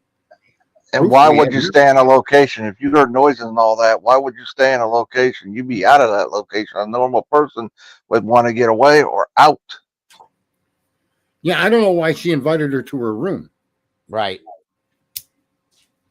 Well, here's the other side of this too. Now, let me put this out real fast. And this is a bit of a conspiracy, guys. But again, everything is purely alleged and pure speculation here. But that whole text conversation, let me say something here. I was reading through that again the other night, and I was trying to. You can't tell emotion through texting. We know that. That's a big problem. Okay, but what if Bethany really doesn't know what's going on that night? What if she really is kind of clueless to what's going on, and she starts going back with Dylan, and Dylan is feeding her these emotions through this text thing, okay? And that, if you guys remember what I said about, I think there were people within this case that were used as pawns, okay? What if that is the involvement, that Dylan does have knowledge of something, and she's feeding this to Bethany to get Bethany in the same circle that Dylan is in mentally? Am I making sense, or am I just talking crazy because I can't get it out? You're making sense. Yeah, that makes logic. So what I'm meaning by that is Bethany knows nothing, but Dylan is just feeding this to her like, I'm scared to death. I'm freaking out. And maybe she really wasn't, okay? And that's why Bethany says, well, run down here. Bethany's really freaked out. You can hear her voice. If you listen to her I think Bethany was more, like, would you say it like that? I think she was more freaked out than Dylan. 1,000,001%. Okay? I'm not saying that's a fact, folks. I'm saying it's something I was wondering based on the texts and the 911 call that could be possible. And then we hear that Bethany is absolutely petrified to go back to Idaho to make any kind of testimony. For what reason? If this man is in jail, the boogeyman's been arrested, why are you scared to come back unless you know or have a feeling that that's not the boogeyman? Okay? All that kind of goes together in a little basket to me. And I just wonder. Listen, they may not be involved at all, but they may know the motive. Right. They may not even know the people that did it, but they may know the motive, and that would be enough to keep me away. Right. And this is what I was saying, Critical. He says BF didn't know. The only reason she knew anything is because DM told her. There's what my thought was going to. And in the same room for that many hours, too, a lot can be said between them that we'll never know. Right. Yeah, that is good point. And thank you, Contessa. It could be. I don't know. I'm just saying it could be. And Satira said they both knew. You're being nice. I'm just thinking. Okay. The critical thinking is a problem sometimes, but the wildest thing is, why were they left alive and the other 4 dead? That's what I can't get around too. If you go in a house to do a crime like that, why are you leaving anybody alive? Christy's never going to tell. They go, why Kaylee was dreaded to return. That's the other thing, is Kaylee did not want to go back. She was out. She moved out, and Dylan convinced her to come back for that weekend. You remember that, Sarge? And Ethan wasn't supposed to be there either. Well, he had been staying there. They said that they found proof that he had been staying there because he had clothes there on a regular, things like that, which that's normal. He's a boyfriend, but still, you're right. He probably wasn't supposed to be there. The circumstantial evidence that surrounds Dylan Mortensen is convincing. Very much so. And it's irrefutable because she herself has spoken these words. Yep. She took these actions. She admits. Plus, she was on one of the floors too, where people were killed too. You know, that to me is where the whole investigation fell apart right from the start, and how they treated the survivors. And let me just say clearly that if somebody entered that home, they did it with the intent to kill. Agreed. And they didn't discriminate, man or woman. And I support what you were saying there, King. That's what it says on your avatar. That there's no way you escape that when this person looked you right in the face. Right. Unless you were supposed to. Okay. Or unless the weapon broke. I was thinking that too. The weapon could have been broke. Now, I've always thought that the reason why she was looked at and passed by is because she wasn't supposed to be involved in it. That has always been my feeling on that when I'm thinking about her involvement, possibly, is that it was known that she was not one of the targets. Well, that still doesn't answer the question as to why she wouldn't be a target. See, this person went into the home and they killed 4 people on 2 different floors. And he was planning on the 3rd floor. I think 3rd floor people, but I don't think he was planning on the 2nd floor people at all to eliminate them. But then let's go with that. Let's go with that. So if Dylan had nothing to do with this, and the second floor people, for whatever reason, crossed paths with this killer, right? Who came there to kill the 2 girls upstairs, or even one of them, and took out the second one as a matter of need. When he came across other witnesses, why was Dylan discounted as he left? Exactly. It doesn't make sense. It doesn't make sense. You can't close the circle on that. You still got a square. You can't make that round. And that's really part of what you're trying to do. You're trying to make a circle of logic. And when your circle is a square, you're and the only thing it could come like that, because he had to run into her. If that was the second floor, you're gonna see 2 people like that. That second floor noises, taking out 2 people like that. That she's gonna hear that even more than it would have been on the 3rd floor. Right. And now we're being told she was on TikTok at 4:12 a.m. Zaina, right? 3:16. They fixed that. It's 3:16 now. So it wasn't during the time of the crime. No, it was about an hour before. And so unless the times were got. Go ahead, Sarge. No, another piece of the PC8 is just garbage. Right. So that does fit what I hear. Here's what I said originally.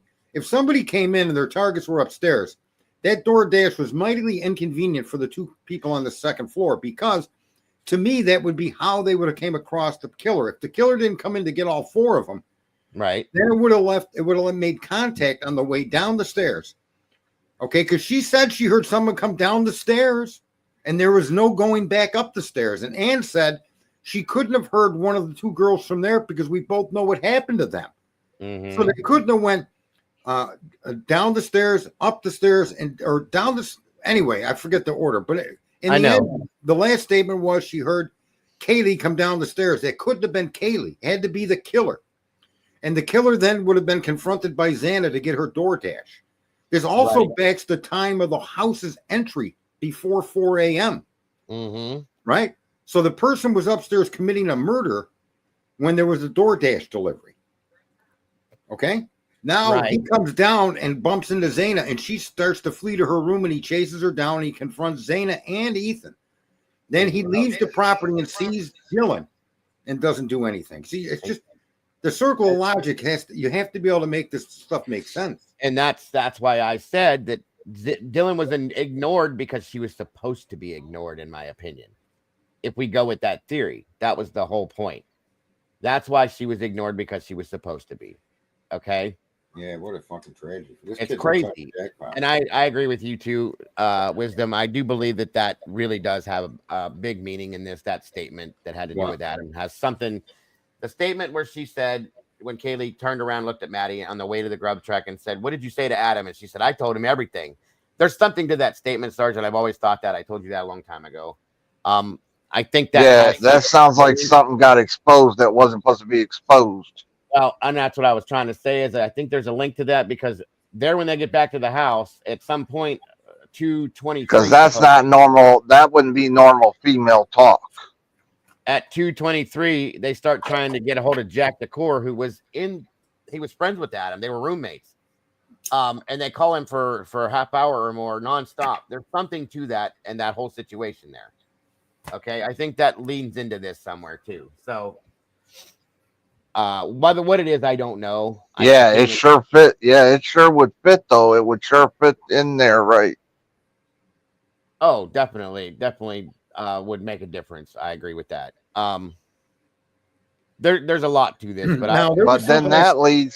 but that puts more. Then that would lead to Adam as being in, like you said, that would put the heat on Adam. Well, not necessarily. It just means that he knew something and it was transferred to somebody else. Go ahead, Sarge. Sorry.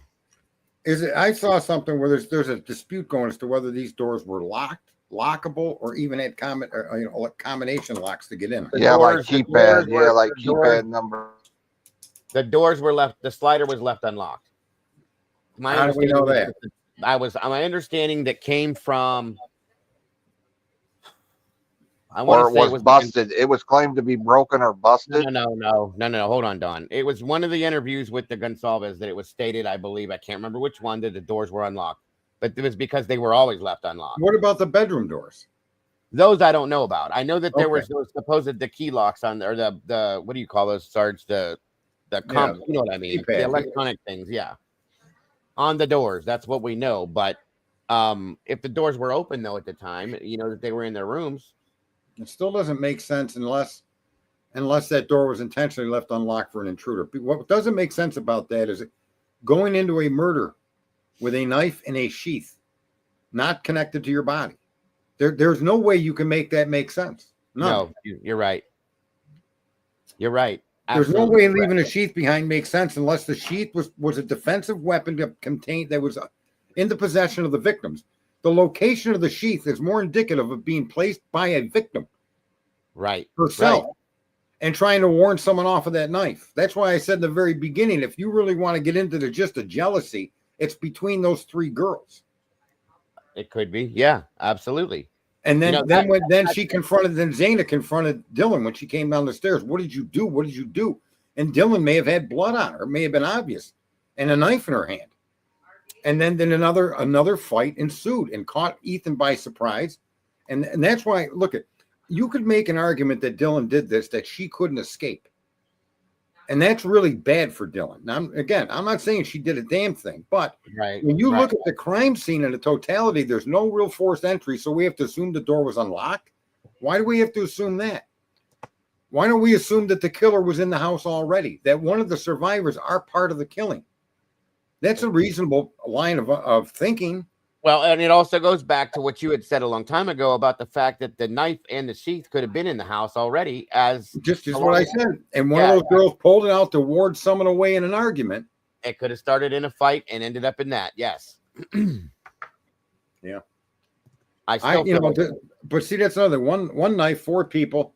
That's a bad plan. Virginia's totally right. It absolutely is. That's right, Virginia. Agreed. That's why the two suspects. The odds of it breaking, plus the odds of the weapon breaking too.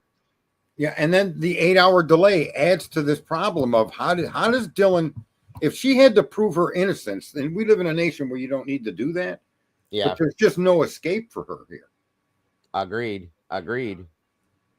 And she may be as innocent as the driven snow. I'll give her that. There's always room for that. She could be something that we'll never know, probably. Correct.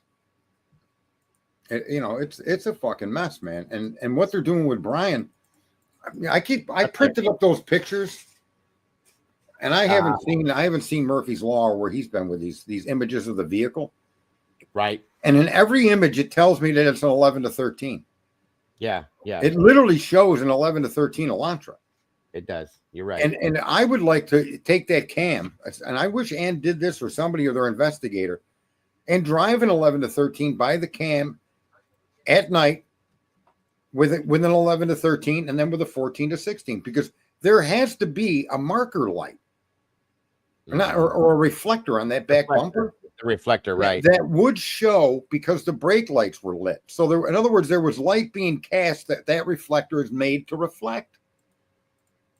And yet none of these images from the side view or from the driving by the camera view show a reflector.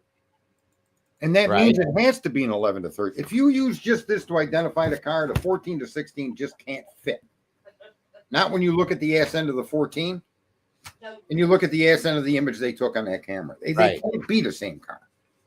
No, I can agree with you. We talked about that before. No, Mark and Betty, I never said he was guilty.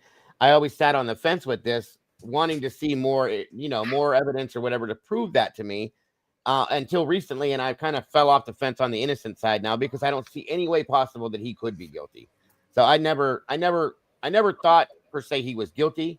I took their word in the very beginning. I went through the PCA. I trusted the process, like Bill says, until recently. So I've always been down the middle on this, wanting to see what was going to come forth from the trial or whatever, until the past month when they're showing us all this bullshit. And now it just makes everything make sense. And I'm, like I said, I'm leaning way over onto the innocent side at this point. So never been a guilter, though. I'm always going to be innocent till proven guilty. And it's not his job to prove his innocence to me. Why we got a trial. That's why we got a trial. Yeah. Right. It's tragic, man. These poor kids are going and all this arguing and bickering for all these years for what?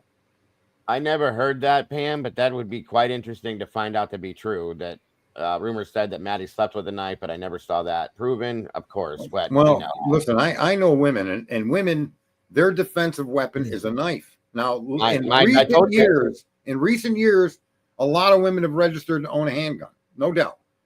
But college kids are too young for that. Yeah, They're too young to own that. Don't you got to be 21 to have a pistol permit? I don't. Not here in the state. You don't have to have. You have to be 18, and that's it. I thought it was 21 for a pistol carry permit. But anyway, you don't have to have a permit anymore, Sarge. Here, you can open carry. I know the Supreme Court just ruled that you don't need to permit anybody. But here's what I'm saying: during the time of this crime. Oh yeah. And in most of known history for females, a knife, if they're going to have a defensive weapon, it's either going to be mace or a knife. And my daughter has carried both, Sarge. So yes, I agree with you. And that's why that whole from the beginning, the description of the sheath's location, and when we finally knew where it was, that just tells me it was. And Ann says it was placed there. It wasn't Ann, her other lawyer there. Nope, and she said word for word. Okay, and people interpret that to mean the cops placed it there, and I'm arguing no. The young woman who they found it under placed it there. And again, let me go back to something. If somebody came into that house, bringing in a knife in a sheath, not attached to their body, which doesn't make any sense, one, and they attack somebody, they're not going to take. Okay, this is the stupidest thing I've ever heard in my life, you guys. And was there a loop on the back of the sheath? Do we know if there's a loop? Do we know if there's a loop? Hold on, Don. Hold on. They're not going to come in with this hand in hand and separate the two and take the time to take this and tuck it down underneath the blanket and her leg at the same time and go to town with what they're doing. They're going to set it down, drop it, whatever it is, if that's going to be the case, which still doesn't make any sense. It would be attached. There's a loop on that sheath, okay? Any idiot that would go into a situation like this, not having this attached to their body, makes no sense to me. That's all I'm saying. Go ahead, Don. Yeah, I was thinking if there was loops on the back, that wouldn't make sense that he just had it in his hands. No, it's too much. It takes up too much time. If you thought about committing this crime at all, previously, premeditated any of it, you're going to have it attached to your body somehow. Plus, it takes up another hand, too. It would take up another hand. That's my whole point, that you need to control the situation, okay? You can't just go in like this, not controlling it. There you go. I disagree. Okay, that's fine. As an ex-criminal, you wouldn't even have the sheath on you. Well, unless it's connected to your belt or something. No, you're going to enter that property with that knife drawn. The sheath is an added attachment that you don't need. You're not out in the woods and you don't want to drop it. You would just take a knife. Absolutely would not walk in with a sheath. I swear to God, I don't care how it attaches to you, unless you're one of those goofy guys that carries it on his calf, under his pant. Okay, I see what you're saying. Yeah, a normal look at as a criminal going into a property, you're gonna take what you got or what you need, and that's it. Right. And so the whole presence of the sheath is what always disturbed me, because it does not fit the crime from a person coming to commit murder. Right. He didn't walk in to have fucking coffee. No. And then a fight broke out, and this guy carries a knife on his hip. You understand? There's a million reasons why you would have it secured to your hip or your calf. But doing what happened this night, if I came in from the outside, I would come with just my sheath, my gloves, my mask, my outfit. I wouldn't want the sheath. I'd want to make sure that when I'm done doing what I'm doing, I can extract myself with what I went in there with, which means I want to go in with as little as possible. You follow me? Yeah, as a criminal, you don't need to be a professional killer to think this way. Just think about this, folks. I got it. You ever fucked with these sheaths and tried to stick the knife in the sheath? Come on, man. It's a pain in the ass. I just did the sheath. The sheath just doesn't fit. No, it doesn't fit this crime at all, unless it was part of the crime scene in the possession of one of the victims. Now it fits. You take in bed and go eat in bed. You go to change the channel. What do? You stick the remote control down by your leg or under your thigh. Yep. Okay, that's what you do. Because you know where it's at, right? Because otherwise you're going to lose it in the blankets, the comforter. You're not going to send, unless you're one of those really neat people and you set everything in its place. Everything has a place and it's always in its place. Most people aren't like that. Most kids aren't that age aren't like that anyway. But yeah, I agree. The whole crime scene doesn't fit an outside intruder. It just simply does not make sense. Right. And yet, well, shoot, I just lost that comment. Where did it go? Hold on here. Agreed. I do agree. Welcome, Dark Faye. By the way, good to see you. Amar, good to see you as well. Guys, anybody? What's that? Miss W is here. Where's Carl Ferguson? Is Carl here? I don't know. I see Miss W. He follows her around, so that's why I'm asking. Oh, I didn't see. Yeah. That. Welcome. Anybody that just jumped in, welcome. It's good to have you here. He's her little wiener dog. Well, if you're here, good to see you, Carl. Miss W. I don't see. Okay. Look, I'm just trying to make sense of the data they've given us. Well, and the data they've given us, you can't do anything but build a really fucked up geometrical pattern to get the Koberger. You want to make a circle. Logic is circular, folks. And there is no logic that's circular except for and not look at it ain't that I'm right. It's that it does make circular sense that the committer of the crime was part of the crime scene before, during, and after. That makes more sense than anything. Well, that would explain how there is no mess leaving the home. There is no footprints. There's no blood drippings. There's no nothing anywhere because it stayed inside the house. I wish she would have stuck with John's judge, to be very honest with you. Well, I think they'd have been better off at this point. And then she should have waited prior to jury selection to ask for a change of venue. I think that was done out of order, and I think that we'll see how all these rulings come out. Has he ruled in any way that's negative to Koberger that you're aware of? I haven't really seen yet. Not that I can see. No. This here, I was going to read this. This is the allowing the family, so that's in his favor. So the other couple ones, they haven't really dropped a lot of anything. Okay, so everything is still the same. He's still trying to be as fair as he can be. It seems to be, even though he's an asshole to Ann. Thus far, I don't know yet. I don't think everything's been ruled on yet. We'll see. This just explains here. I'll read this real fast. It's not a lot.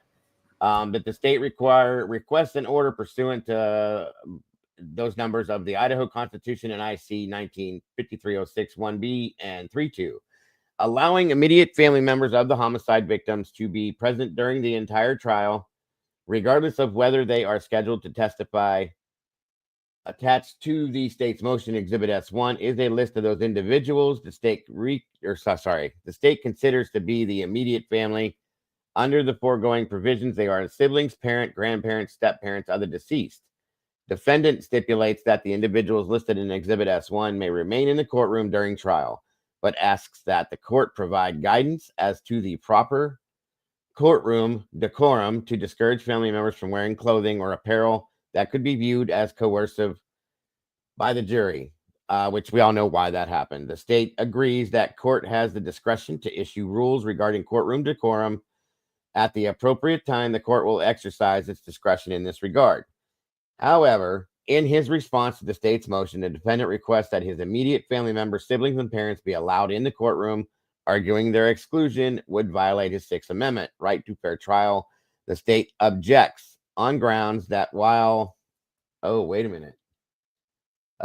state objects on grounds that while her family members of homicide victims have a constitutional and statutory right to attend trial, there is no comparable provision for the defendant family members. The state also contends that it intends to call members of the defendant's family as witnesses at trial and will ask the court to exclude any testifying witnesses from the courtroom pursuant to IRE 615.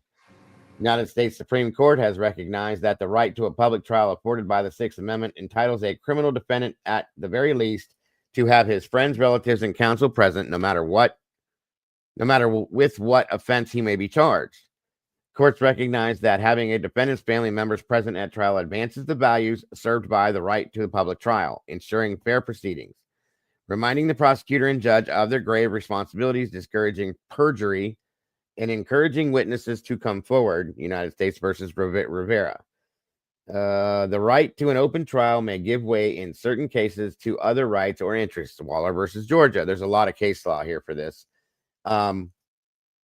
The partial closure of a trial, one that excludes a limited number of persons for either the entire or part of trial, is permitted if there is an overriding interest for the closure and for the closure, and the closure is narrowly tailored to serve that interest. Again, case law. Here, the purpose for that closure requested by the state is IRE 615, which provides in relevant part that a party's request, or at the party's request, the court may order witnesses excluded so that they cannot hear the other witnesses' testimony. IRE 615A. This is a discretionary decision. State versus Danson, Idaho 74687, P2D 768770, and 1987. While the court is sensitive to the state's concerns about allowing testifying witnesses present during trial, the court is also sensitive to the fact that this is anticipated to be a lengthy trial that the defendant would like the support of his family. Further, the scope of his family members' testimony is likely going to be limited. In an effort to reach a solution that upholds the rights of both parties, the court will require the state to submit an ex parte in camera. Now, we already heard that they're going to allow, if they're going to have his family testify to anything, it's going to be before anything else starts. That'll be fine. So, and they did agree to that. Also, in the footnotes here, back up to the top here, it states that this provision allows a crime victim to be present at all criminal justice proceedings. Collectively, these statutes allow the immediate families of homicide victims to be present at all criminal justice proceedings. The state points out that immediate families is not defined by IC 195306. However, based on its statutory definition in other contexts, as well as the definition provided by Black's Law Dictionary, the state contends it includes all those individuals listed in Exhibit S1. Defendant agrees with the state's analysis. Nonetheless, the parties can rest assured that those attending trial will not be permitted to display in any form or media messages or signs of support or opposition related to the parties or issues in the case. Further, no demonstrations or outbursts of any kind will be permitted or tolerated, which we already knew about that. The 4 exceptions to this rule do not apply on this one. In addition, the court understands and empathizes with the concerns that parents themselves, having done nothing wrong, would have, and the trauma they would endure because of a child being accused of or tried for capital homicide, and their desire to be present for their child. Yeah, I think I covered all of those. So he ruled that they can be there, and they agreed to in video. So whatever questions they need to ask these parents, they can ask on video. Agreed. Yeah, and that's fine. And they'll have them, if they're going to testify, it's going to be at the beginning. There will be no qualms or issues, and they'll be able to be there through the whole thing. So, there's that, guys. There's a new member, Josie West. Miss Josie, welcome back to the Sauce, dear. Wonderful to have you back with us. Appreciate you very much, and I hope you're feeling okay tonight. But this just shows you how disgusting the state is in actually finding truth and justice. They want to make it look like this kid did it, no matter what lie they tell, and they want to make him look as bad as a human being could look, keeping his family out. You just want to puke. If the guy did it, you should have solid evidence that shows his presence in that home. Oh, agreed. And I don't believe they have it, Sarge. Yeah, they're all up. They're all up, Mark and Betty. No, they got car lights that are consistent with a car making a U-turn. How did they know it made a U-turn? Now you sound like Jeff with U-turns. Right. You don't know that. Right. Yes, exactly. For all you know, the car turned left and another guy turned right, coming out the same way that car just came from. In other words, it's just so much bullshit. Right. Yeah, I agree. Contessa Ann Taylor was right by telling Judge Hipper the court has a duty and Brian can remain silent. Yet the state of Idaho has continuously been trying to shift the burden of proof. Amen. What alibi does the guy have? My alibi is what I said in the beginning. It's the probable cause affidavit. That's Kohlberger's affidavit. That's his proof that he wasn't there. Agreed. Okay, let me check. Who killed these kids, man? That's what we need to know. And if it's That's Brian, what I want to know.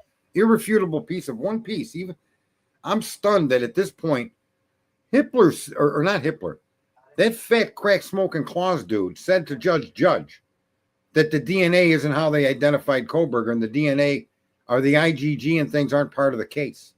Right. And he said that several times. Now it's the entire case. It's everything. How is he allowed? How is he not being held accountable for that? That's why I wish it never left Judge's court. Yeah, I think this would all at this point right here and now where we're at with this, if this all would have came down in Judge's court, things would have been way different right now. I suspect so. I suspect Judge would have actually had a meeting in chambers. Yep. And he would have told the state, listen, you have no evidence that car belongs to him or he's in it. You have no evidence that car was even involved in the crime scene. Furthermore, you have evidence to show it wasn't because you had all the time you wanted forensically to examine the car. Mm-hmm. His emails, his electronics, everything that you could look at to place him at that scene has been negative. All you have is a story that you're creating to suggest, and that just should not be enough to bring someone to court. Right. The grand jury should have stopped this. So what story did they tell the grand jury? And that should be weighed against what's happening now. And I honestly think that grand jury indictment would be overturned. I can agree with you on that because they weren't given. Well, Yep. they had issues with what was given to them, if you remember. So yeah, agreed. And listen, anybody in the chat, if you disagree with me, that's okay. Yeah. That's fine, guys. It's okay to disagree. You just don't need to be rude. That's all to anybody. Listen, here's the sad thing, and I'm going to jump down. Is a MS-13 gang member was just sent to prison in El Salvador. Mm-hmm. Okay. And the Democratic Party and all the Democratic lawyers and judges are fighting to get this guy back, saying that what happened to this kid was a tragedy. Really? A tragedy. An MS-13 gang member, which is now a terrorist organization under the laws of this nation, was removed. And you got more Democrats and more money and more billionaires on that side and lawyers and judges fighting for this guy to be brought back to your country. Yep. Meanwhile, law enforcement is going after an American citizen where they have no direct evidence of his involvement. Everything they have is indirect, circumstantial, and inconclusive. And that's your justice system? This terrorist should come back, but this kid should be shot by our firing squad because these police made up a story? Mm-hmm. We are in a real effed up situation. Oh, I can agree. I can definitely agree, sir. Sarge. It's broken. It's broken, man. It's been broken. It's broken. The people that run our system are just haters. Sarge, let me ask you a question. How long have we been talking about this case, and how long have you been coming over here having these conversations with me? Man, for years, 2.5 years. Since it started, Over right? 2 years. And how many times have you ever heard me say that I think Brian's guilty? I don't think you've ever said it, and I've never really disagreed with the people that say that. I just like to never said the word guilty. You never said the definition of innocent till proven guilty. So there's no need to say he's innocent. Right. So I just want to clarify something. I've never changed my feelings on this until this past month, and I just recently, this past couple of weeks, have said I really at this point feel that the man is innocent because I don't see how he couldn't be. That's all I've said. So I've never changed my thoughts on this. No, I have, and I've never changed. I've always, yes or wrong, I've always focused on the evidence provided and made my conclusions, and they've never changed. As a matter of fact, the more evidence they provide, the more my analysis is correct from the very beginning. And it has been pointing that direction every time we have these conversations. There's something new that comes back to you saying something already. So yes, and yeah, that's what I want. I want the truth, and I want justice for the victims, and that's it. And we haven't had the truth until recently. So I don't care who the perpetrator truly is. If it's Brian Kohlberger, I want Brian Kohlberger to face the consequences of that crime. End of story. Yeah, you have to show evidence. Right, just you know, it goes back to when I robbed the apartment and left my fingerprints on the hinges. I couldn't be charged, folks, because my fingerprints were explainable. Right. I was the maintenance man. But I did, in fact, commit the crime. They knew I committed it. I knew I committed it. I just wouldn't admit to it. This is completely different. There is no real direct evidence. There's what they claim to be DNA, transfer DNA found. Now we know police officers in the force that investigated this crime were part of his classroom. That's right. Come on. Yep.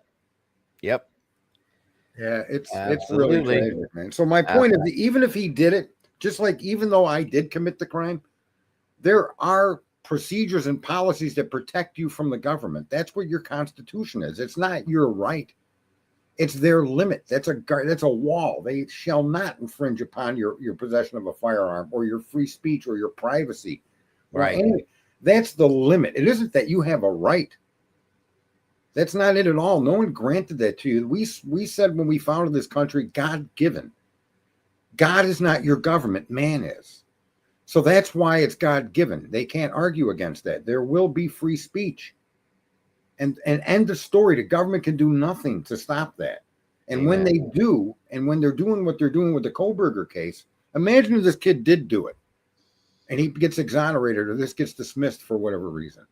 Yep, right. What a tragedy for the families and for the victims. And that's always been my issue, Sarge. I've said that time and time again. If he did do this, which I, at this point now, I completely don't think he did. But when I was sitting on the fence, waiting to find out what I believed would be more evidence to prove that, which never came. But if he did do this and he got out of it, he was exonerated. That's horrible because that's no justice for them. But at the same time, that is at the exact same time, having an innocent man possibly sitting on this, going to trial for this and getting the damn firing squad, that's murder. That's another murder. That's not justice for the victims. That's another murder, in my opinion. You know, I'm somebody that was set up by the police. My family was literally framed and called to be racketeers. We were racketeers and mafia, and none of that was true. And it took 3 years of waiting to get to a court for that to be proven, and nobody talked about the proof. Right. For years, my father had to live with this over his head that he was part of the mafia. Right. And he wasn't. And that's so when your government runs amok, okay, you need someone to stand up for it. I'm proud of Brian, not copping out, not because it's hard. Look how his life, just to sit through this, whether he did it or not, to sit through this and take 2.5 years of prison. Let's be clear, prison, no McDonald's, none of it. Right. Can't even go for a fucking walk. Can't go for a jog. And this guy has got nothing against him except a story that was orchestrated by the police, just like I lived through. But I still, until just recently, I still give the benefit of the doubt to the law enforcement. This is the first night that I said I agree with Eddie on the framing. Well, I mean, it's because we're programmed and we're supposed to be able to do that, Sarge. We're supposed to trust in them. Correct. It's unnerving to not be able to at this point. You know what I mean? I was arrested for drug possession. I didn't have any drugs on me. So what I'm saying is that even though, like, I'm not arguing to just be against the police or to be the smartest guy in the hill. It's simply that what I'm seeing and what we've explained and we've discussed it tells a tale. And I still give all police departments the respect. I respect all these guys that put their lives on the line, and I don't think they're all criminal. I don't know for a fact that what they did here, it's criminal in the fact of a man's life was destroyed. But is that a crime you could prosecute them for? I guess only if you can prove beyond a reasonable doubt they did it intentionally. Exactly. And you're never going to do that. Exactly. Right? Exactly. Yes, sir. So yes, sir. We got bad police, and I'm not out against the police for any way, shape, or form. They pull me over. They should pull me over. I must have done something, and usually it's speed. And that's it. And I said this before. We need the police. I am 100% in support. Yeah. I come from a law enforcement family, folks. My father, my uncle, my grandfather were all in law enforcement. They weren't always on the straight and narrow, but they were in law enforcement, most of them. Okay. And I know that we need the police. Can you imagine what the world would be like without them? It would be absolute damn chaos. The problem is they're not all always on the straight and narrow. And that's where you got to separate and weed out the bad ones. That's all. Look at Critical Mind said Dot admitted she lied a long time ago. Remember that Absolutely. person? We broke that down. We pulled that apart. Remember? Well, I caught her out on it the first time she came into a stream. It was Rory's stream. Yes, you did. And I tore her apart. They actually put that on that stupid Paramount Pictures. Well, yeah, we were all on that panel that night. I remember now. Right. Me and CJ sat and questioned her for an hour and a half, almost 2 hours. And then the next day, Jules said, "You're bullshit. You're lying. Bullshit." Right. And we all had it tore apart early on. And then she came out and said, "Yes, this wasn't true. I'm not that person. I lied." End of story. Yeah. And that look, and I don't have any horse in this race other than I try to help people see things from a perspective that's reasonable. And when you look at the evidence and you look for reasonability of this accusation, there is none. Right. You have to take a leap of faith. And I'm telling you that our justice system doesn't allow for that. You don't make leaps of faith. Unless the leaps of faith aren't giant leaps, they're just the next step forward. He was at 7-Eleven. Okay?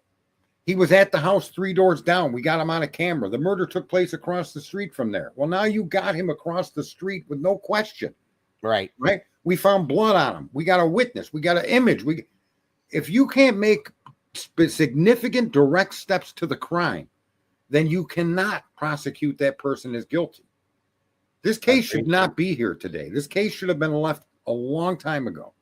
Oh, agreed. And the discovery was delayed, and Anne couldn't make effective arguments in cases that she was trying to argue simply because the prosecution didn't give her full discovery. Mm-hmm. Everything we know now, if she would have had all of that discovery when she objected to the original indictment, that case would have been kicked. Right. But she didn't have all of this information. Agreed. So, and I agree. I'm with Twizzle on this too. He says my leap of faith is with Ann Taylor, Masseth, and Barlow, and the Pullman, Wawa, Lewiston Pullman. But I have absolute faith in the defense on this, that they're doing what they're supposed to be doing. They know what they're doing, and it's gonna be seen for what it is at the very least, you guys, in my opinion. So I agree with that. Not only was Dot a joke, I was accused of being Dot.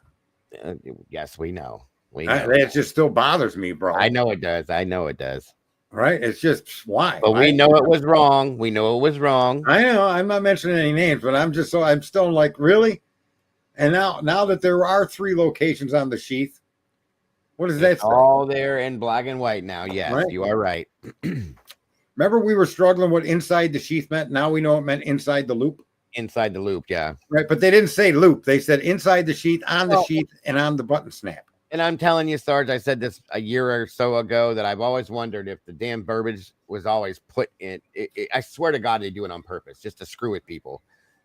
Rhea saying, "Get over it." No, I don't like when I don't mind being attacked when I'm wrong. Listen, when I'm wrong, I'll swallow it and admit it.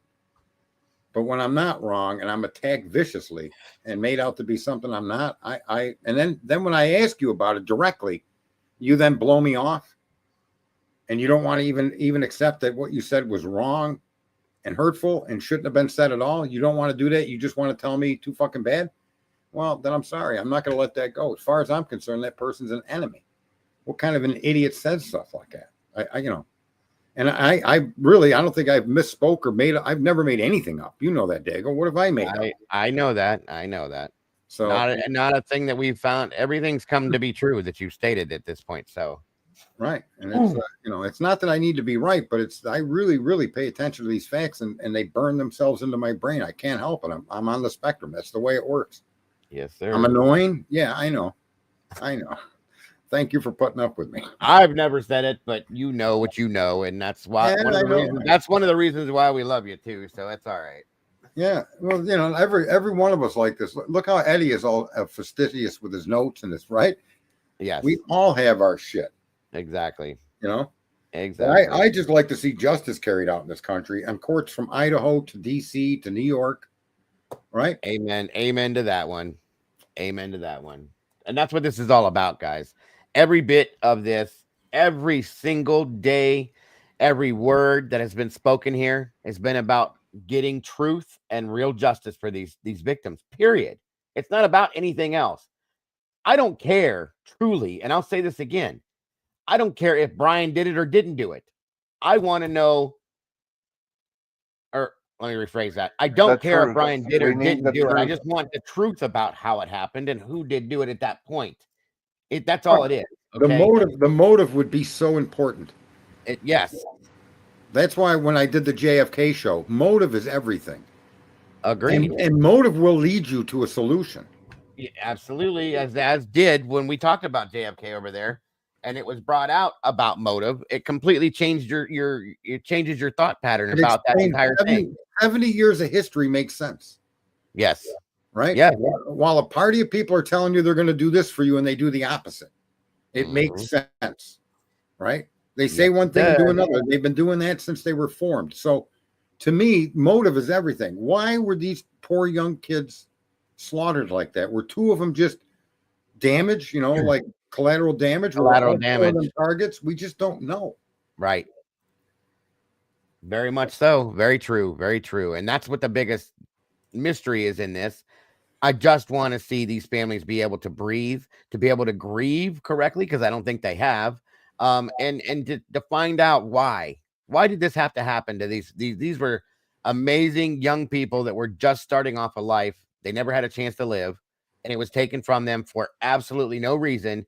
And now, from what I'm seeing, okay, which is an absolute travesty, they're trying to take somebody else's life away too for no reason whatsoever, other than they can't admit the truth. Okay. And that's a problem for me. And I think it's going to be interesting to see, and I think you'll know if Brian Koberger had a big hand in his defense when it gets to the electronics. Oh, I'm sure he probably did, because that was his thing. Yeah. I think that he may have been giving advice to the investigators and what to look for, how to look for it, where to go, do this, do that. It might be interesting to see just how involved he was in preparing his own defense, because I think it's, when it comes to the electronic tracing, I think it's going to be significant. Well, that was what he was working on a doctorate in. And so, yeah, I think he knows exactly about all that stuff. He's got 100%. How to search that cloud and how people delete stuff and how you can find it. 100%. I see you, Oscar. Absolutely see you. Welcome, by the way. Has this case slowed down in the mainstream media? Oh, no. There's plenty of it out there. And it's all still, listen, I went through just out of boredom the other day, and I was scanning through all the different mainstream media, news stations and court TV and court law and crime, everything, just a little bit and piece of every one of them. And every damn one of them is negative propaganda about him. Nothing is about anything else that's been done wrong except for him. That is what I've been saying for a long, long time. And when I'm explaining the propaganda situation, that's what I mean. And I pulled up the definition of it, and it relates to it exactly, word for word, exactly how I stated. It's a damn mess. Not one time have you heard anybody say one positive thing about Brian Koberger. Never. Okay? There's a reason for that. They do not want people believing anything other than the fact that he did this. It all goes in line with everything. It's a sad thing, but it's true. Which in turn was my opinion when they said that they wanted to change the venue. I didn't think the change of venue was going to do them any damn good anyway. The whole world knows about this case, and most everybody that you talk to, there are so many more people that believe in his guilt than innocence. It's a sad fact, because they don't critically think about it. They don't look at the documents. They don't look at the bullshit. They ignore it all, and they just say, okay, well, the police arrested him, then he's guilty. That's all I care about. That's not the way to do this. That is not the. That's why there's so many people that are innocent sitting in prison. That's why there's so many people that have already been on death row that are sitting in prison that are innocent. That's why the Innocence Project exists. It's not a good thing, guys. Not a good thing. Exactly, Josie. Exactly. The entire truth. All of it. That's why this has to go to trial. And that's why I argued with people that said, well, he's innocent. And if he's innocent, they need to let him go right now. No, they don't. He needs to hold on. Yeah, that's get not to the this process. trial. We got 4 months. Get and go through this trial and expose everything that has been out there. Put the whole truth out there and let everybody, the whole world, see it all for what it is. I don't think it's going 4 months. I think longer. Well, it could go longer, but I think they have it slated for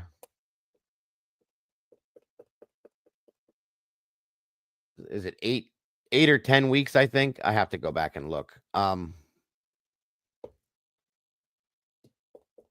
thought it was 10. I can't remember, guys. I'll have to go back and look at the doc. And yeah, I think so too, Twiz. I hope so. Because that would be something amazing to be able to prove the bullshit. Thank you, SRB. 12 weeks. There we go. The bullshit happened the way that it did. In my opinion, it needs to be seen. And then at that point, is it going to change anything? I doubt it, but at least it's known to the world that this happened like this. You know what I mean? So we'll see. We will see. MSM throws cases in our faces like, yeah, they do. They're very good at that. Someone needs to stop fishing. Okay. Well, I ain't fishing. I ain't been fishing in a while. I'd like to, but let's see. Hold on here. Okay. So,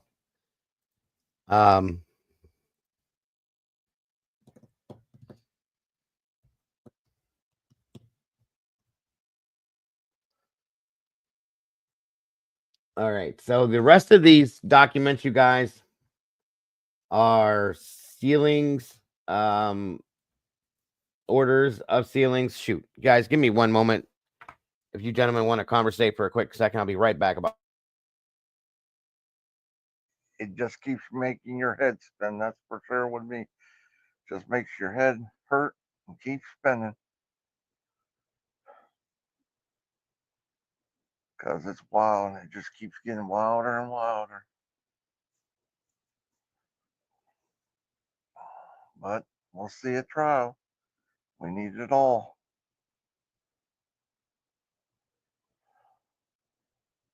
And the one thing at trial, you can't lie at trial.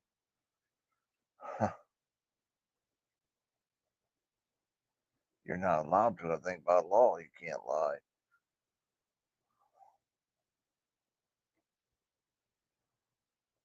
And everything you present, I think you got to have proof on everything, especially at trial. all right. Sorry about that. Yeah, there. Welcome back. There you go. Thank you. Thank you. Thank you. Why are there no ramifications for lying in a PCA? That's a good question, Mojo. I'd love to know that too. We'll never know either. There should be. I'll say that much. And yes, Josie, I agree. The justice system is a horrible mess. Let me check, see if there's anything else in chat here I can catch up with or make sure I didn't miss.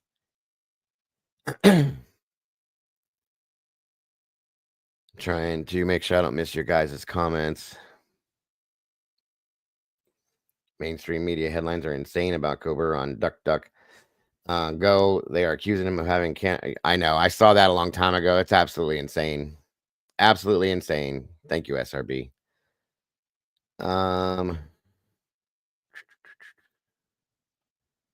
That's a great question, actually, Mojo. So yeah, real quick, the rest of the documents that have been dropped the past couple of days, they're all ceilings for exhibits. There's nothing of anything. The trial brief was sealed immediately, of course. That's all that these are just sealing. Order sealing defendants' proposed jury instructions, order sealing defendants' responses to state's exhibit 1, supplemental request for discovery. Hold on. Yeah, seems like it's just stuff they're getting out now. I want to just say one thing and then I'm going to get out. I have a date and I've lied 3 times to postpone it. Awesome. Here's the thing. If the prosecution only has transfer DNA for their evidence and everything else is circumstantial, I don't think there's any third-party defense that he can deny as a judge. And I say that because He tries to, that's going to be a problem. If there's weak circumstantial evidence against Koberger is admissible to try a man to die, right? Mm-hmm. Then the equivalent must be allowed for his defense. Agreed.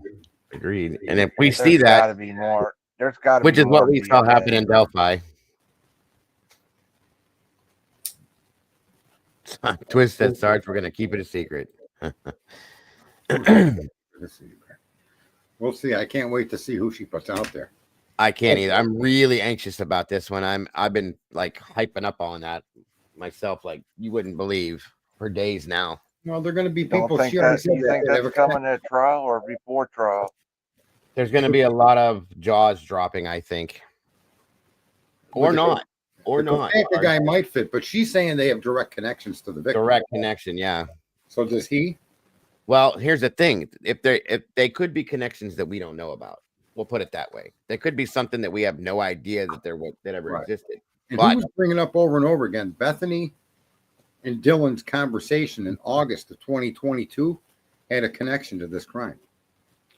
Was it Twiz? Somebody was saying this. Oh, it was one of the women, Miss Potts or Miss India or one of them. It might have been Annie. Yeah. Good point. One of them. So this is where critical thinking gets you guys, instead of just sitting here stationary like a statue and going, okay, I'll accept what you tell me and moving on. That's not going to get us anywhere in life. Well, it's going to allow. common sense. You have to question things, right? Right. Like I say to people, most of my clients are elderly or retired or older, and I say, never lose your childhood, never. Oh yeah, right. I don't care what that means for anybody, man or woman. You have to cherish the child that's in you. It's there. You might be 65 years old, but your We all child never cry. left. We all gotta That's cry. why- We all need our space. That's why I collect toys, you guys, and I still watch cartoons with my grandkids because that's the child in me and that's keeping me alive, in my opinion. And so, what do children do constantly? They ask questions. Yep, that's it. Right? That's one part of your child, big part. That's a Why? big part. Innocence is And I go another ahead and one. learn, right? Innocence is another big one, Sarge. Well, Yeah, there's not a lot of that left, but you got to try to keep it the best way you can. They trick you out of that to get to the adult world. You got, and that's a whole new topic. It's disturbing. To be a child or an adult, you got to learn how to lie to be an adult. Except people are lying to you. Why? That's I don't know. But that needs to be a requirement. Right. Exactly. And Tomboy, that's a true statement. Kopacka did state at one time that he knew someone was trying to frame him for murder. Okay. Yep. And that makes you wonder. That it was also stated that there was a phone number within his phone that linked him to Kohberger. I don't know if that's true or not, but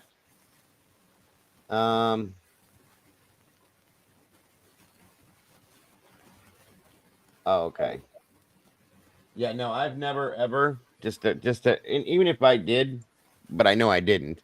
I've never ever stated that I believed that Brian Kohberger was guilty. I've stated before that he could be the one that did it, but I always stayed on the fence. Okay.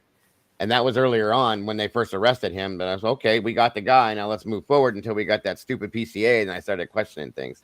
So that's never been my take on this. I've always been right down the middle on it until the past couple of weeks. And now, And I've always found it disturbing that the prosecution was allowed to make that not matter. When that was the document you used to take away an American man's freedom. Yes.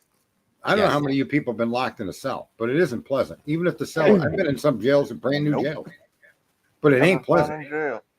Right? No, When they tell you to eat, you walk. When they tell you to walk, you shower. Everything you do is someone else is telling you. You have no freedom whatsoever.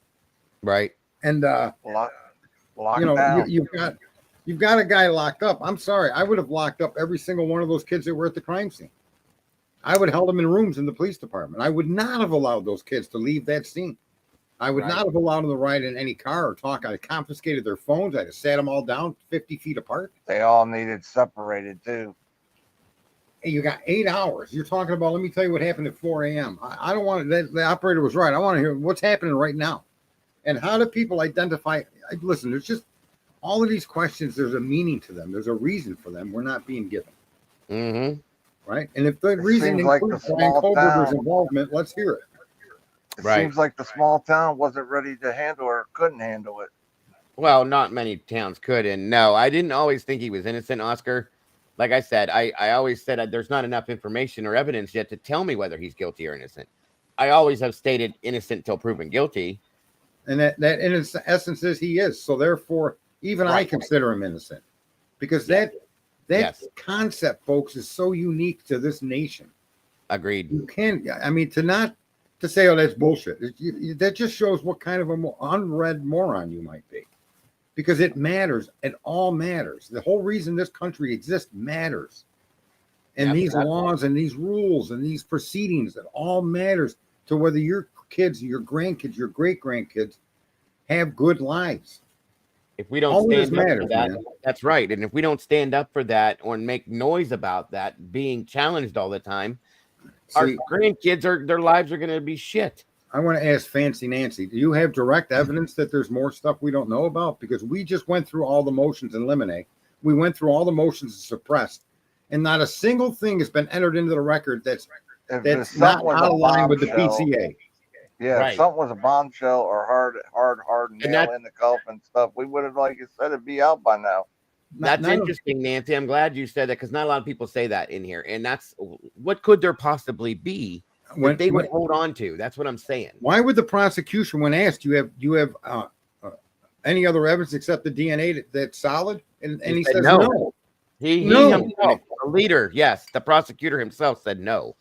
No. And they never talk about any other DNA except for the ones they've said, but they've never talked about any more DNAs except for those ones that have been discussed and been speculated who they Right. were and all that.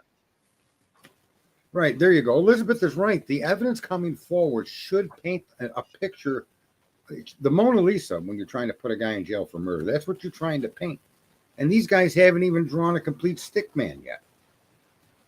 I mean, where's this going? You don't have his car. You don't have him. You don't have anything that shows him at that property. You have transfer DNA on a movable knife sheath.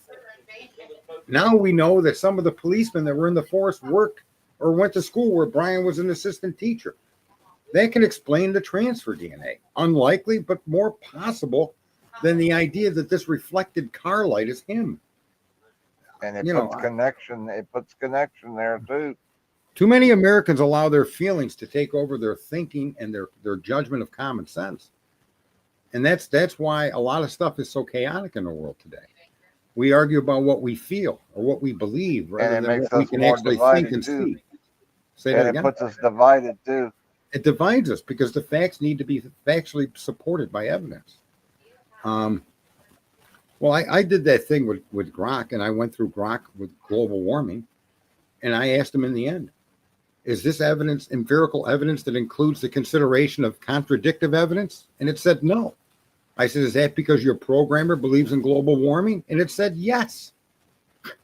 So the artificial intelligence, the most advanced one that Elon Musk claims is on the planet, admits the information it conveys to you is based on the programmer's point of view.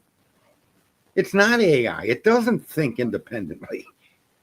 And this is what we've become. This is why AI is going to be successful, because nobody wants to think anymore. It's so much easier to be told what to think, and it's so much easier to accept what the propaganda. They're controlling the weather? Do you think they control the weather, Sarge? No. We don't even have the capacity and energy. We seem to think that we're something more than we are because we can fly and bomb people. No. The energy of this planet, the energy that this planet produces is beyond anything mankind can touch now. And the sun, that's the driver of weather, no matter what man wants to do. Can we seed clouds? Can we cause moisture in the air to fall? I suspect yes, of course. But that's a chemical reaction of the chemicals that nature put in the atmosphere. We didn't invent water, right? Right. And we're never going to reinvent water. And so, yeah, can they cause rain in a desert? Sure, because there are elements in the air by nature that if you mix with other elements will create that moisture, will bring that moisture out of the air, even low content moisture. So does that mean we can create hurricanes and tornadoes? Hell no. The power needed for that is unimaginable. One hurricane is more power than mankind's probably generated since it started generating energy. Oh, yeah, definitely. So, no, I don't think that. I think. Okay. I just thought it could be something like it could. No, what has happened, Don, is people have gotten population control. Yeah, and don't take this personal, guys, but it's facts we all have. Everybody's become lazy because everything is handed to us now. Like we don't have to fight or work for anything. Back in the day when we had to wait for a movie to come out to watch it in the theater and this and that, everything else.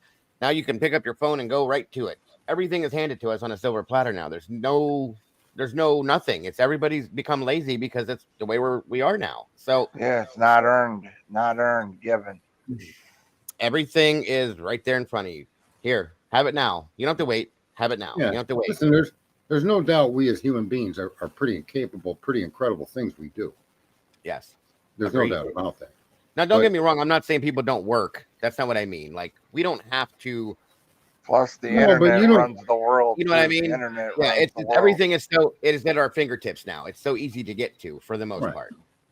Right. Anything, especially knowledge, is so easily available.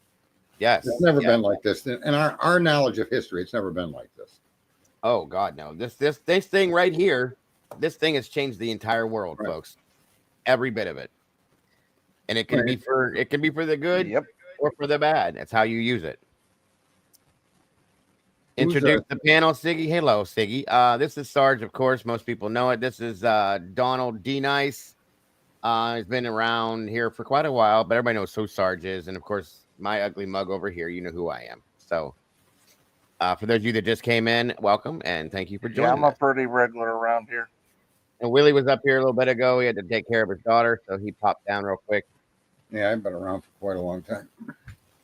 Sarge has been here a couple of years, not at least from the beginning of this case. I'll say that much. Yeah, and I think that like I said the other day, on the scale of the universe, we're not even a grain of sand. As a human being, you go find an 8-foot tall human being, it doesn't even measure to a grain of sand, and the vastness of where we exist. And we don't just exist on Earth; we exist as part of a universe. Imagine if microscopic just particles. I was always told we're just particles. Yeah, imagine if a microscopic creature decided to create airplanes, nuclear energy. Imagine if ants started doing that. You'd be like, damn. But that's really, we're not even the size of an ant on the scale of things. And look what we've accomplished just with fire by itself. So I love humanity. I love where we've gone, but I also am humbled by, something of our nature exists in this vast universe. It's just crazy that we're here. It's awesome. Agreed. But we're, I think like we all wild have animals ain't took over. It's what's shocking. Those wild animals. When's the last time you've seen a lion build a house? not any kind that I would live in. Right? So and in the scheme of things, that's what makes the United States such an amazing place. It's so different than anywhere else. Yeah, China may have 5,000 years of history, but it's all been murder and death. This is the best country in the world. Yeah, man. I mean, we're the only people that rule our own country. That's for sure. Yeah, that's awesome. And when you see a fellow citizen in court, you always have to see them as innocent until proven guilty, even if what they're accused of is the worst thing ever. You have to wait for the evidence to prove them guilty. That's why we have trials. Right. Absolutely. Yeah. All right. Well, listen, I'm going to jump down. I got to go pick her up. All righty, Sarge. Enjoy yourself. I hope you have a great blast. Yeah, I'm going to head down too because I think my battery on this. Don't do nothing I wouldn't do, Sarge. Appreciate you letting me on the panel again, Dago. Thank you for letting me up. Anytime. Always thank you. Both of you. We'll be good, Ken. Everyone in chat, have a good evening. And I'll be in chat here in a minute. And thanks again. Take care, guys. Take care. Where's your mess? Yep. Bye-bye. All right. Take care, bud. There we go. All right. Yes. Thank you, Tomboy. This channel is about truth, not for or against, just truth, because ultimately in the end, the truth will prevail. Amen. And thank you for making that statement. Dinner is ready, Donald. Thank you. Oscar. Hey Tater, good to see you, dear. Yes, I know, Tomboy. Well, he didn't know.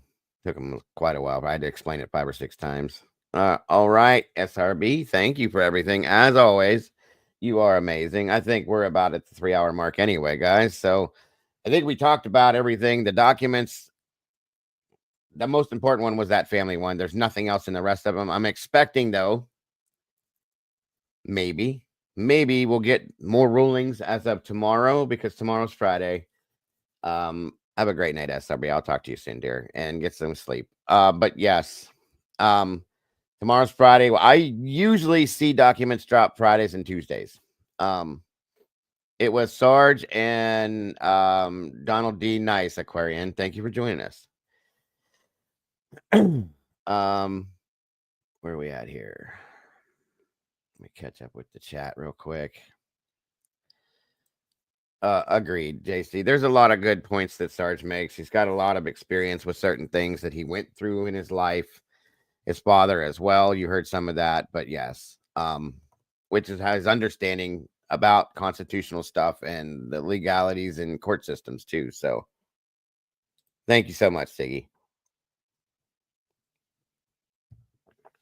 Today, every time I've seen docs dropped, it's usually on Tuesdays and Fridays, but I could be wrong. Now, to get to my other point, good Lord, to get to my other point, and this is going to be quick. Hey, Dana Renee, good to see you. Thank you for joining us. The Sebastian Rogers case has been one hell of a horrible situation. Okay. 16-year-old young man, been missing for over a year now with nothing out there to prove anything, to show anything, to find him whatsoever. And this will be quick, guys. I want to make just a standard statement here that I'm very, very disappointed in.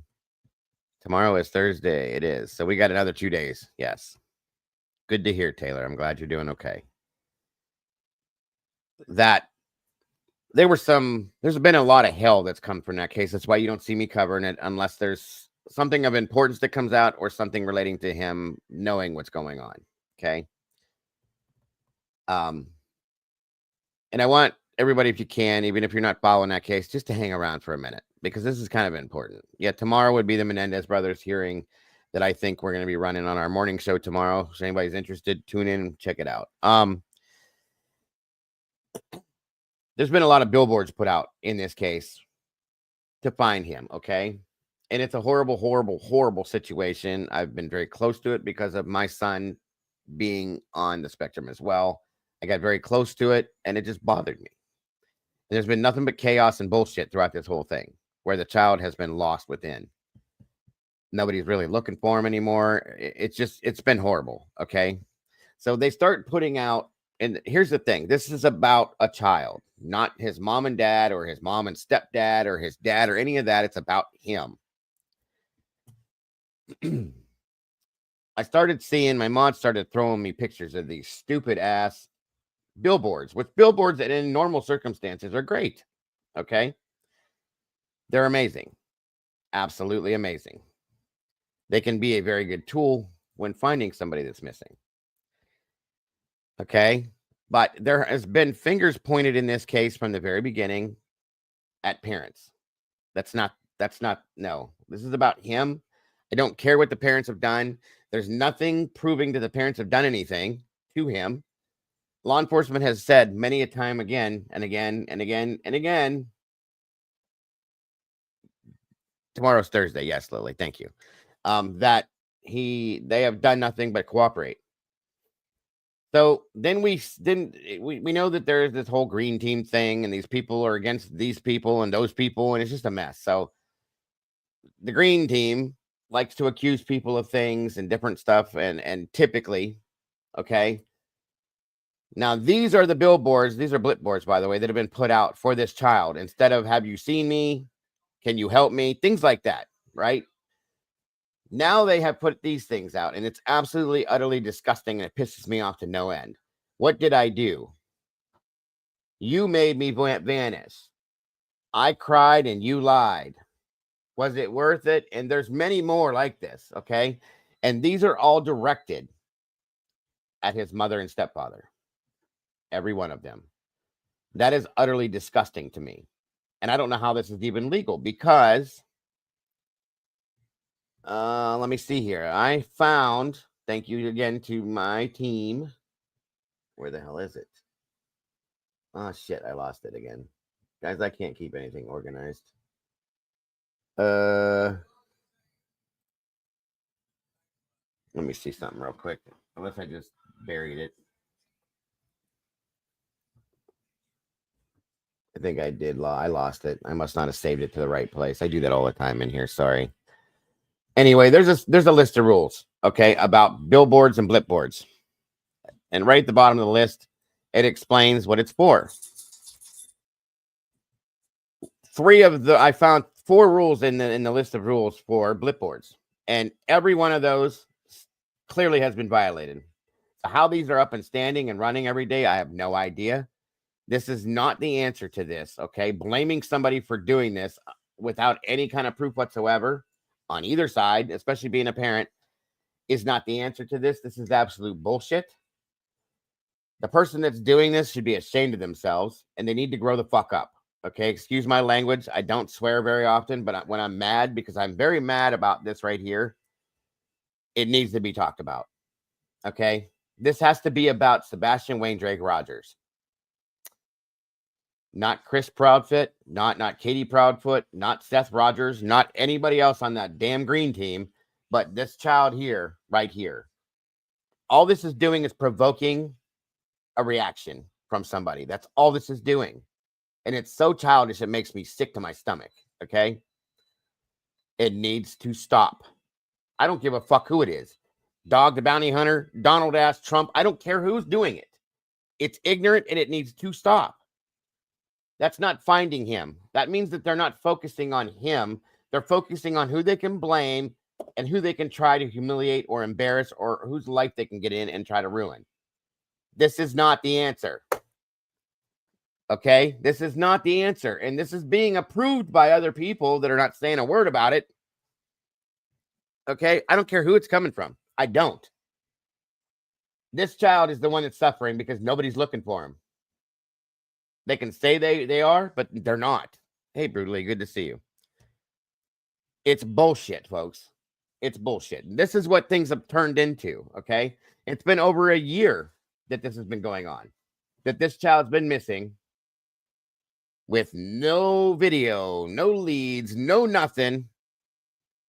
And this is what we're doing. This is what we're wasting money on is this.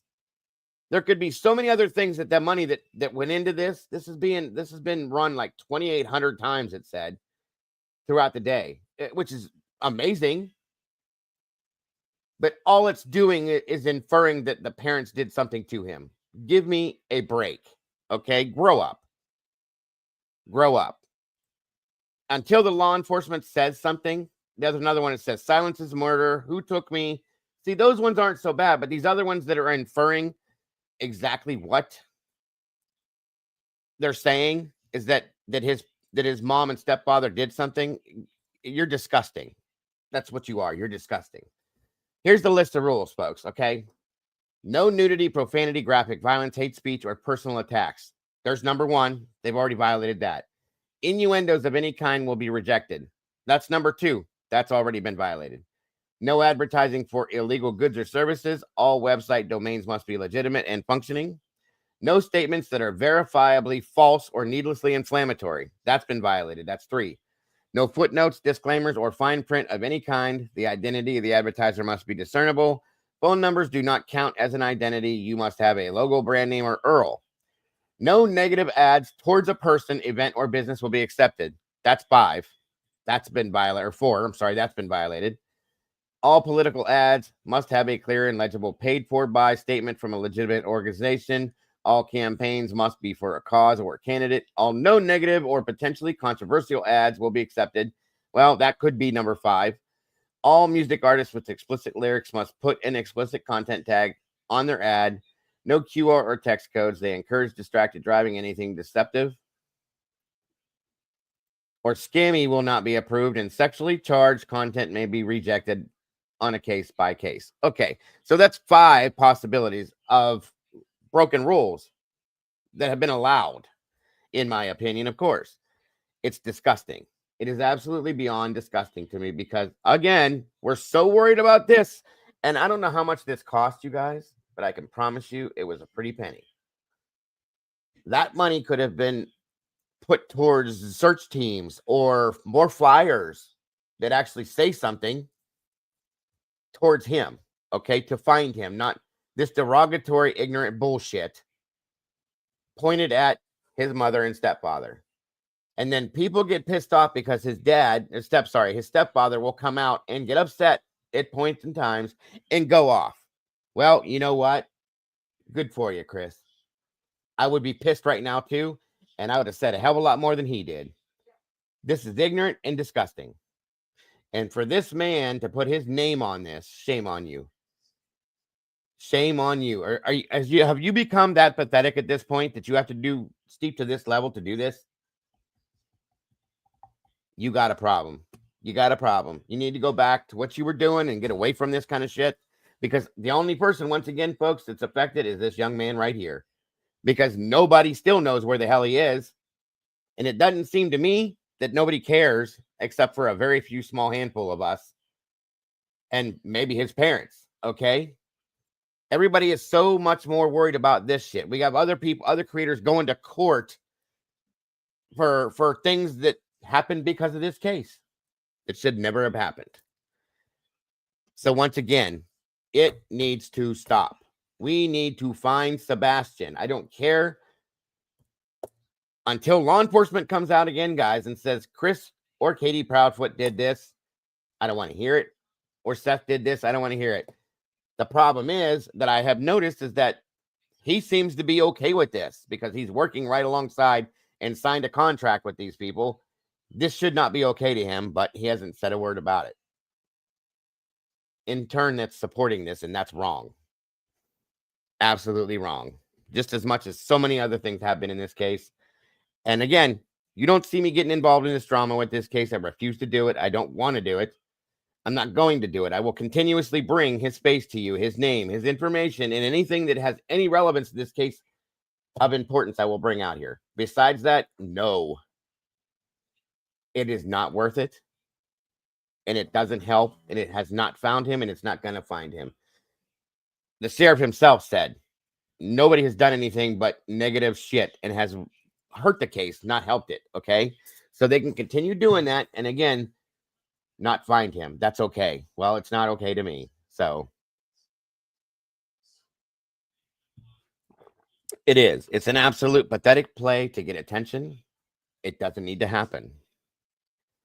It is sick. I agree. It is disgusting. I agree. It is ridiculous. I agree. And that's something I don't understand, Thunder. How in the hell was this allowed based on what I just read you? You guys know those are the rules, but they have been violated as far as I'm concerned, and somebody needs to point it out, and that's why I'm doing this right now. Maybe somebody else will see it, and they'll say something. It's bullshit. Beyond bullshit.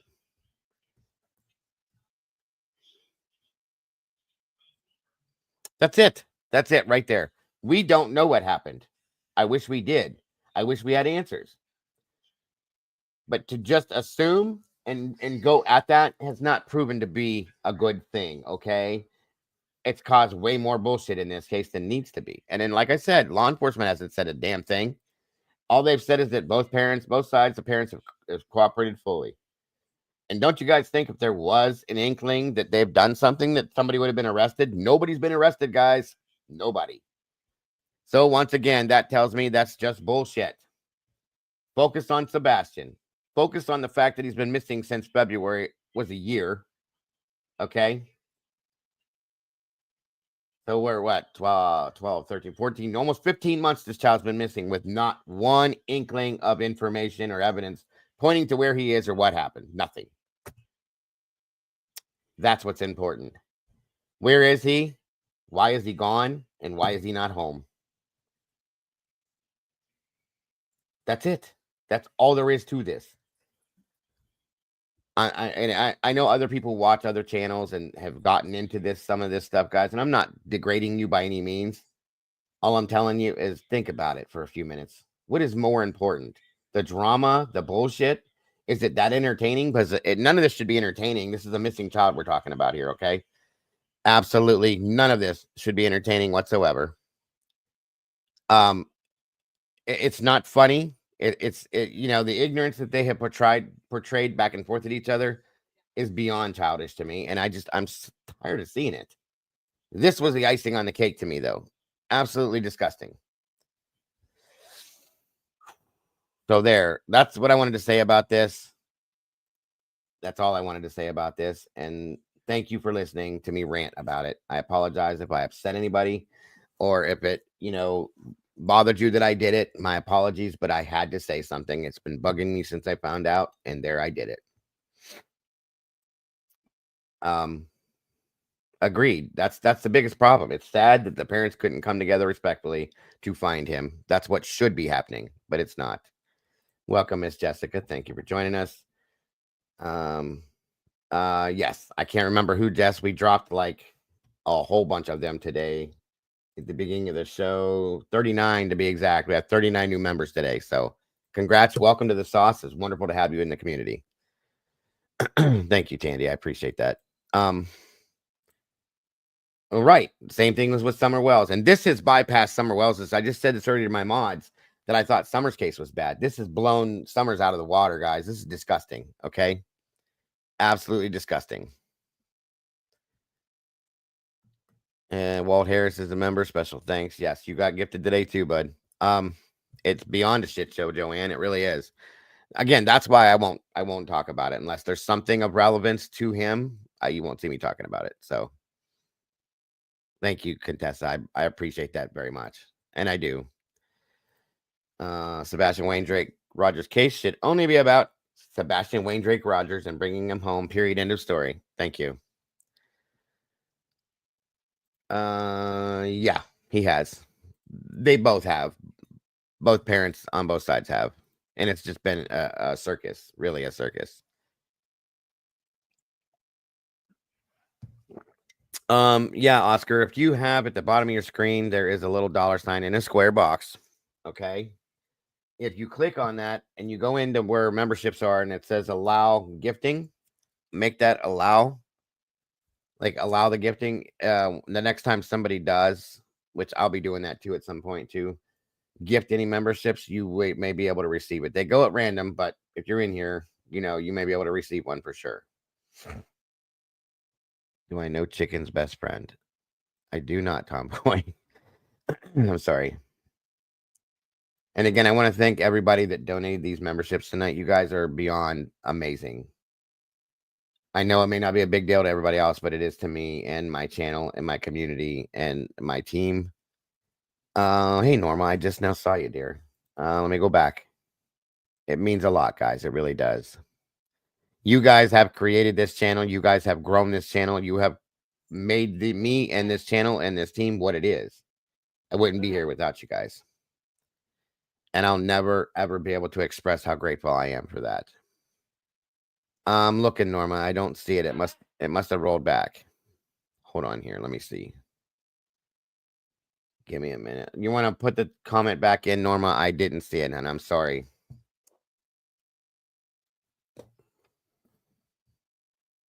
I agree, Josie. It should never be allowed. Somebody's going to have... if enough people make enough noise, maybe they'll take them down. Who knows? I hope. I don't see it, Norma, at all. It must have rolled off already. I'm so sorry.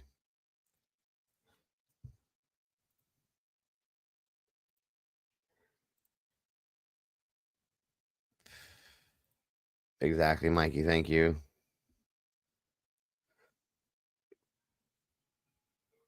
Your commitment has made your channel. Well, you guys have helped with that in a big, big way, though, guys. A big, big way. Like I said, I wouldn't be here if it wasn't for you. That's a fact. Well, thank you, Siggy, for that, too. That means a lot. It really does. Every one of you guys does, too. I absolutely adore each and every one of you that comes in here and spends any time with us whatsoever, supporting the channel just by being here in every aspect of my soul. I appreciate each and every one of you that deeply. Oh, I'm so sorry, Norma. I can't find it. I rolled back as far as I could, and like I said, it had to have rolled off. I did not see it. There was a lot going on with a lot of people in here, so it took... I didn't get to catch everything. I was trying to catch up with them.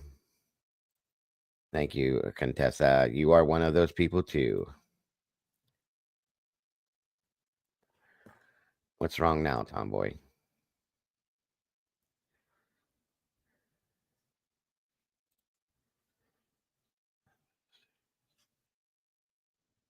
Oh, I got you. I know what you're saying now. That's awesome. That is cute. Very sweet. Very sweet. Josie, thank you. Gifted another one, and that went to Miss Dory. Congratulations, Dory. We now have 40. Miss Josie made it even. That's awesome. I love it. That's awesome. I love it.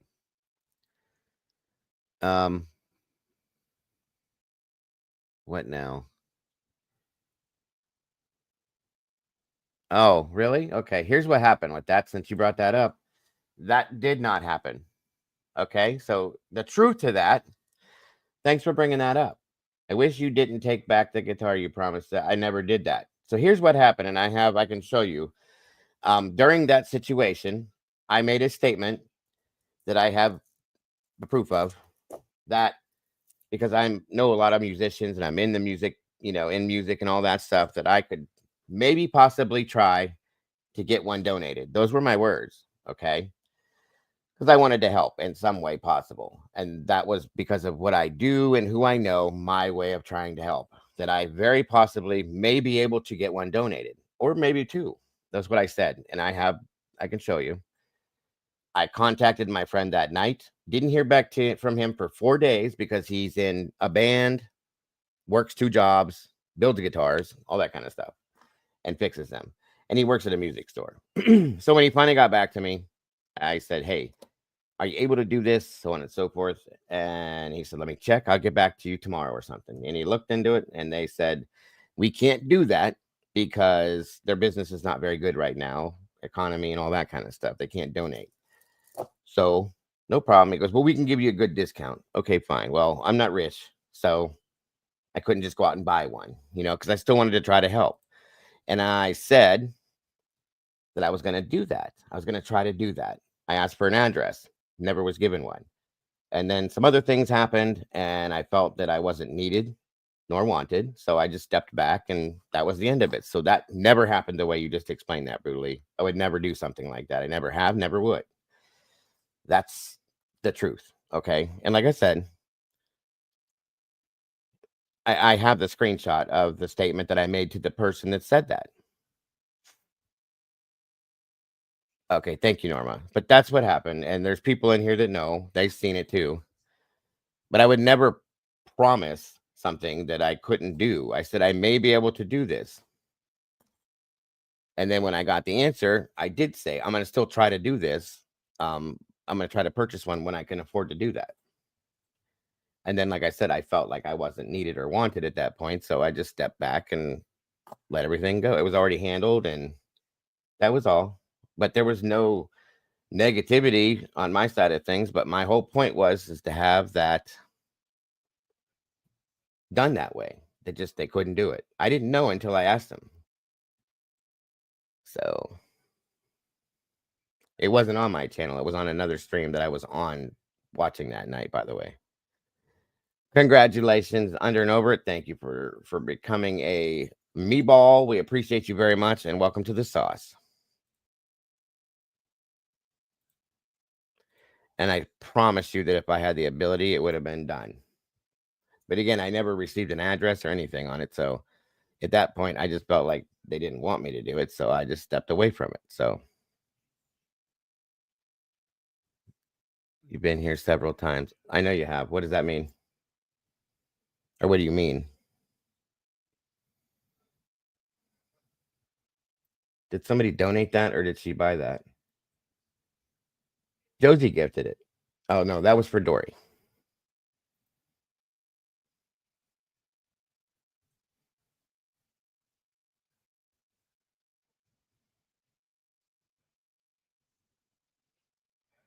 And if you would like to, brutally, if you want to email me, I'll email you back the conversation if you'd like. I'm looking, Norma. I'm sorry. I was talking.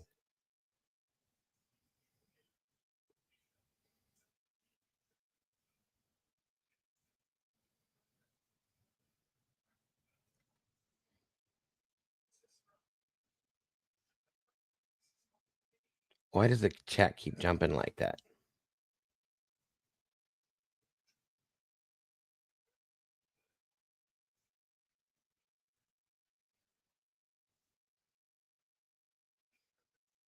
And if that's what you meant, brutally, I've never said that in here during this. I did it over there. And that was the end of it.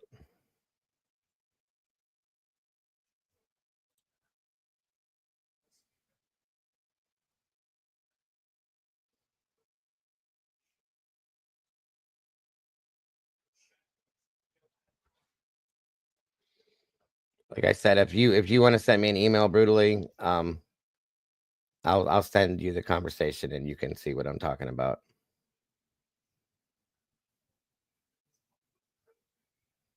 Pulled it out. What are you talking about? I don't have one to pull out. I have mine and my son's. I'm not going to give somebody a used guitar. So I never stated that, or no, I didn't. I showed my guitars and used my guitars during a music stream a couple of times. That was never part of what we were talking about, though. So that's not true either. I'm trying. I still don't see it, Norma. It didn't come back unless it keeps. I'm looking. rolling back. Like I said, if you want to see it, I'll send it to you brutally via email. If not, I don't know what else to tell you. I'm sorry. I have no reason to tell you anything different. I have nothing to gain nor lose from that situation whatsoever.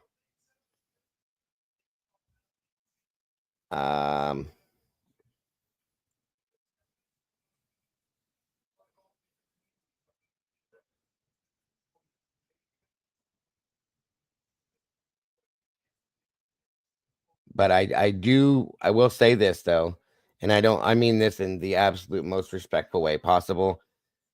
Anybody that ever with any situation is going to make a statement to somebody, please have all the facts before you make a negative statement towards somebody, because that's wrong. Especially when it's in regards to somebody's character. I can't see it. It's not showing up, Mikey. I don't know what happened, Norma. It's not popping up in here.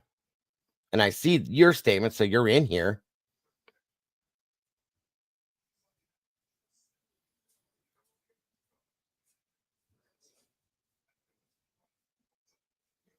I see this here. I put it back in. And it keeps jumping, though. The chat keeps jumping like crazy.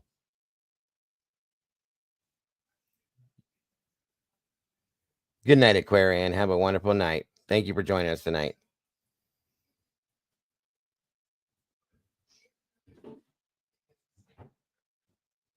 No, nobody's ever late here. We don't ever worry about that.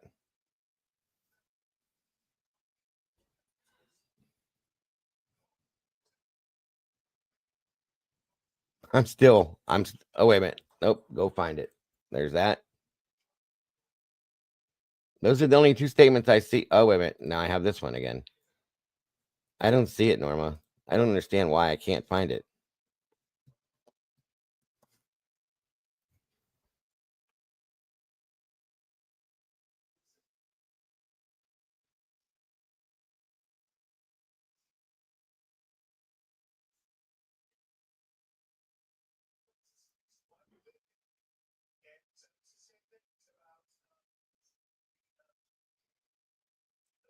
I am so sorry I can't find it. Here, let me put this up here, though, real quick, too.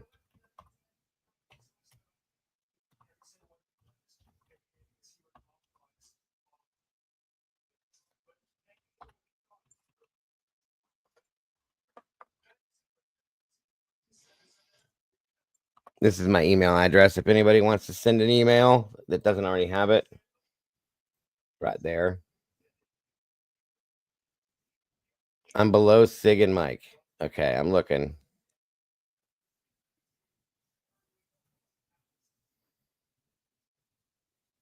I just put it back in.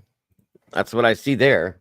Here's Siggy and Mike saying under, and then you saying that.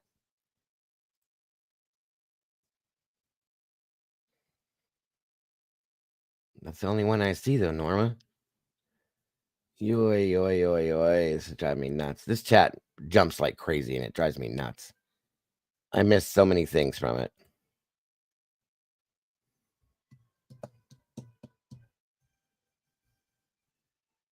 Amen to that one, Contessa.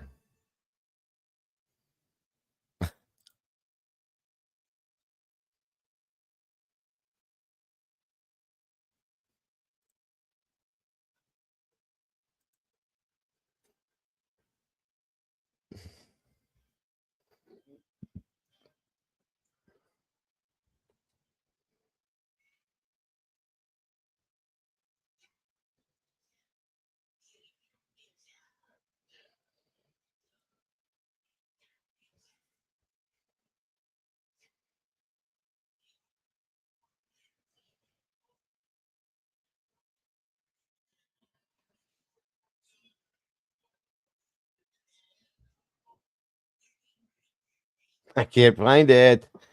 Are you messing with me, Norma? Is that what you're doing?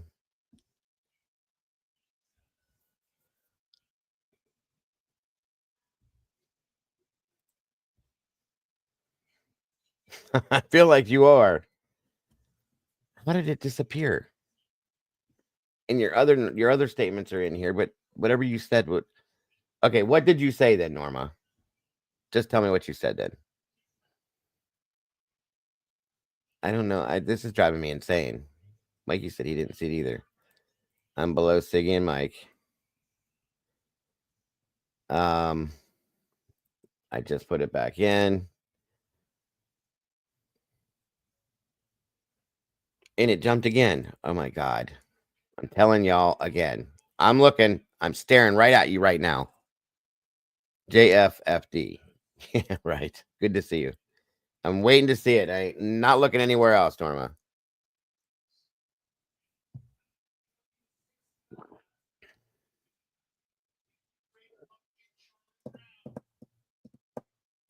Once we end here, any of the mods that are still available, I'm going to get together with you real quick in the voice channel. Just for a few minutes. Nothing important.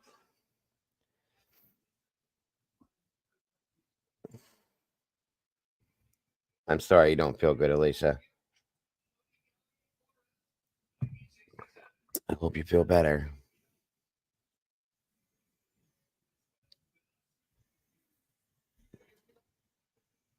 Again, I want to thank the Blue Crew for everything tonight you've done. Anybody that has done anything supporting the channel, God bless, and thank you so very much for that. You have no idea, like I said, how much it means. If the kids came home from parties or bars, wouldn't they have been more DoorDash stores around that area, not just at 11? It could be. Very much could be, Terry. I'm not sure.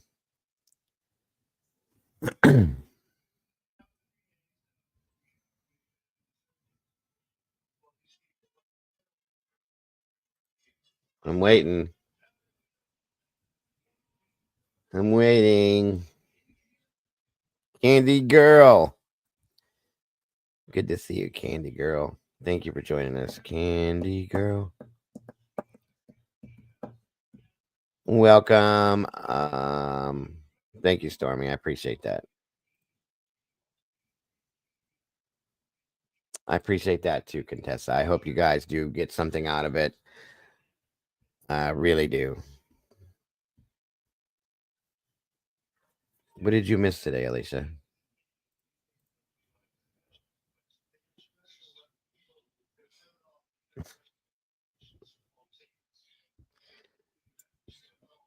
You guys are all super fabulous for being here tonight, truly. Oh, you missed it? I didn't know you missed it. I thought you were in here. I thought I saw you a few times. I didn't get a chance to pay attention. The conversation was crazy. What is going on? Is Norma's comments not popping up or something? The other ones are, but whatever she's saying. Oh, you know what, Norma? You know what? Whatever your comment consisted of, if it's something that YouTube doesn't allow, they'll take it out before we can see it. So I don't know what the status of the comment was or what the volume of it was about. If it's something that YouTube does not agree with, they will not even let me see it. They'll take it before it comes in. Thank you so much, Under and Over it. I appreciate that very much. So I don't know what the words were in it, but that does happen a lot. There's been multiple comments people have put in here and I've never seen them. So it must have been, it's nothing illegal. Okay. See, I'm seeing everything else you're putting in here, but whatever it is you're saying.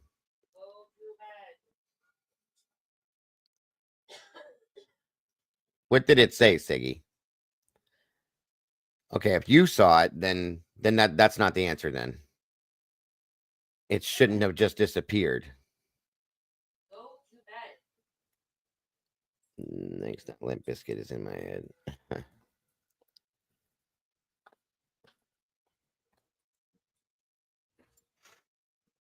I didn't see it. Tomboy said I didn't see it. Tandy didn't see it. Oh, bingo. There we go. Is that it right there? I'm going to see Chris Stapleton, and I said I want y'all to take up bail mount. Gotcha. No, it's right there now. There it is. Why would you need bail mount? Do you not like Chris Stapleton, or because you're going to attack him on the stage and you're going to get arrested? Is that what you're saying? Chris Stapleton. I think my son saw him once. I heard he was very good. Good night, Elisa. I hope you feel better, sis. Yep, I found it. That's awesome, Norma. I hope you enjoy yourself. And if you need us to, we will do it. If you get in some trouble, let me know and we'll get you some bail money together.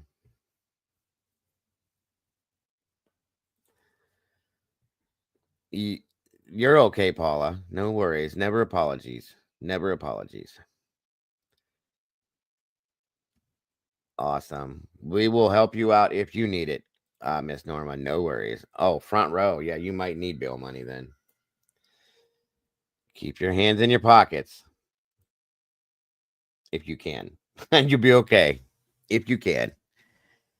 My wife likes it too. Just need pizza money, no bail. Gotcha. All right, guys. We're past the 3-hour mark here. I want to thank you all for joining me tonight. You guys are amazing. As I said, thank you everybody for donating the memberships. We are now 41. And anything else you guys did supporting the channel, God bless. It is so very much appreciated. God love you guys. Don't forget to love yourselves and love each other. And please don't change a thing. You guys are the beautiful people. And I will see you tomorrow morning.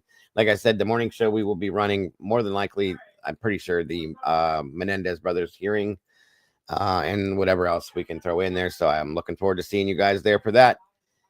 Have a wonderful night, you guys. Good night. God bless. Much love to all you all. Every one of you guys. Take care.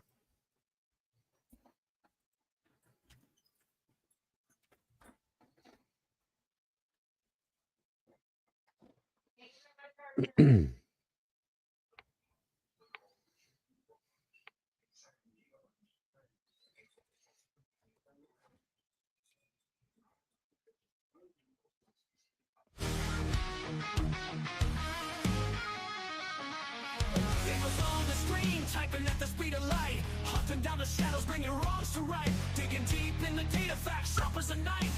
With every single story, he's fighting for a life. A voice for the voiceless, he won't stay quiet. Daniel's got the fire igniting the fight. True crime revelation shining through the night. With every victim story, he pulls at the strings. A hero in the darkness, hear the truth he brings.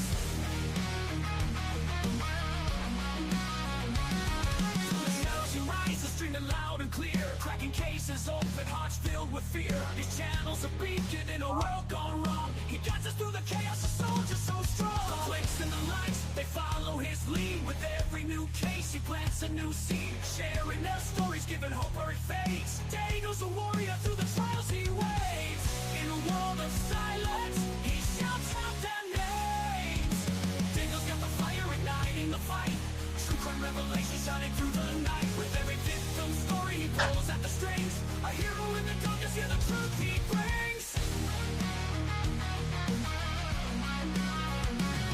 From the shadows you rise, are streaming loud and clear. True crime revelation shining through the night. With every victim story, he pulls at the strings. A hero in the darkness, hear the truth he brings.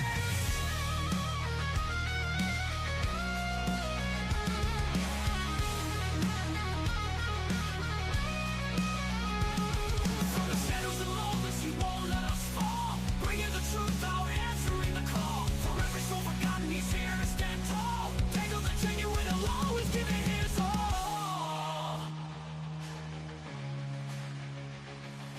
Daniel's got the fire igniting the fight. True crime revelation shining through the night.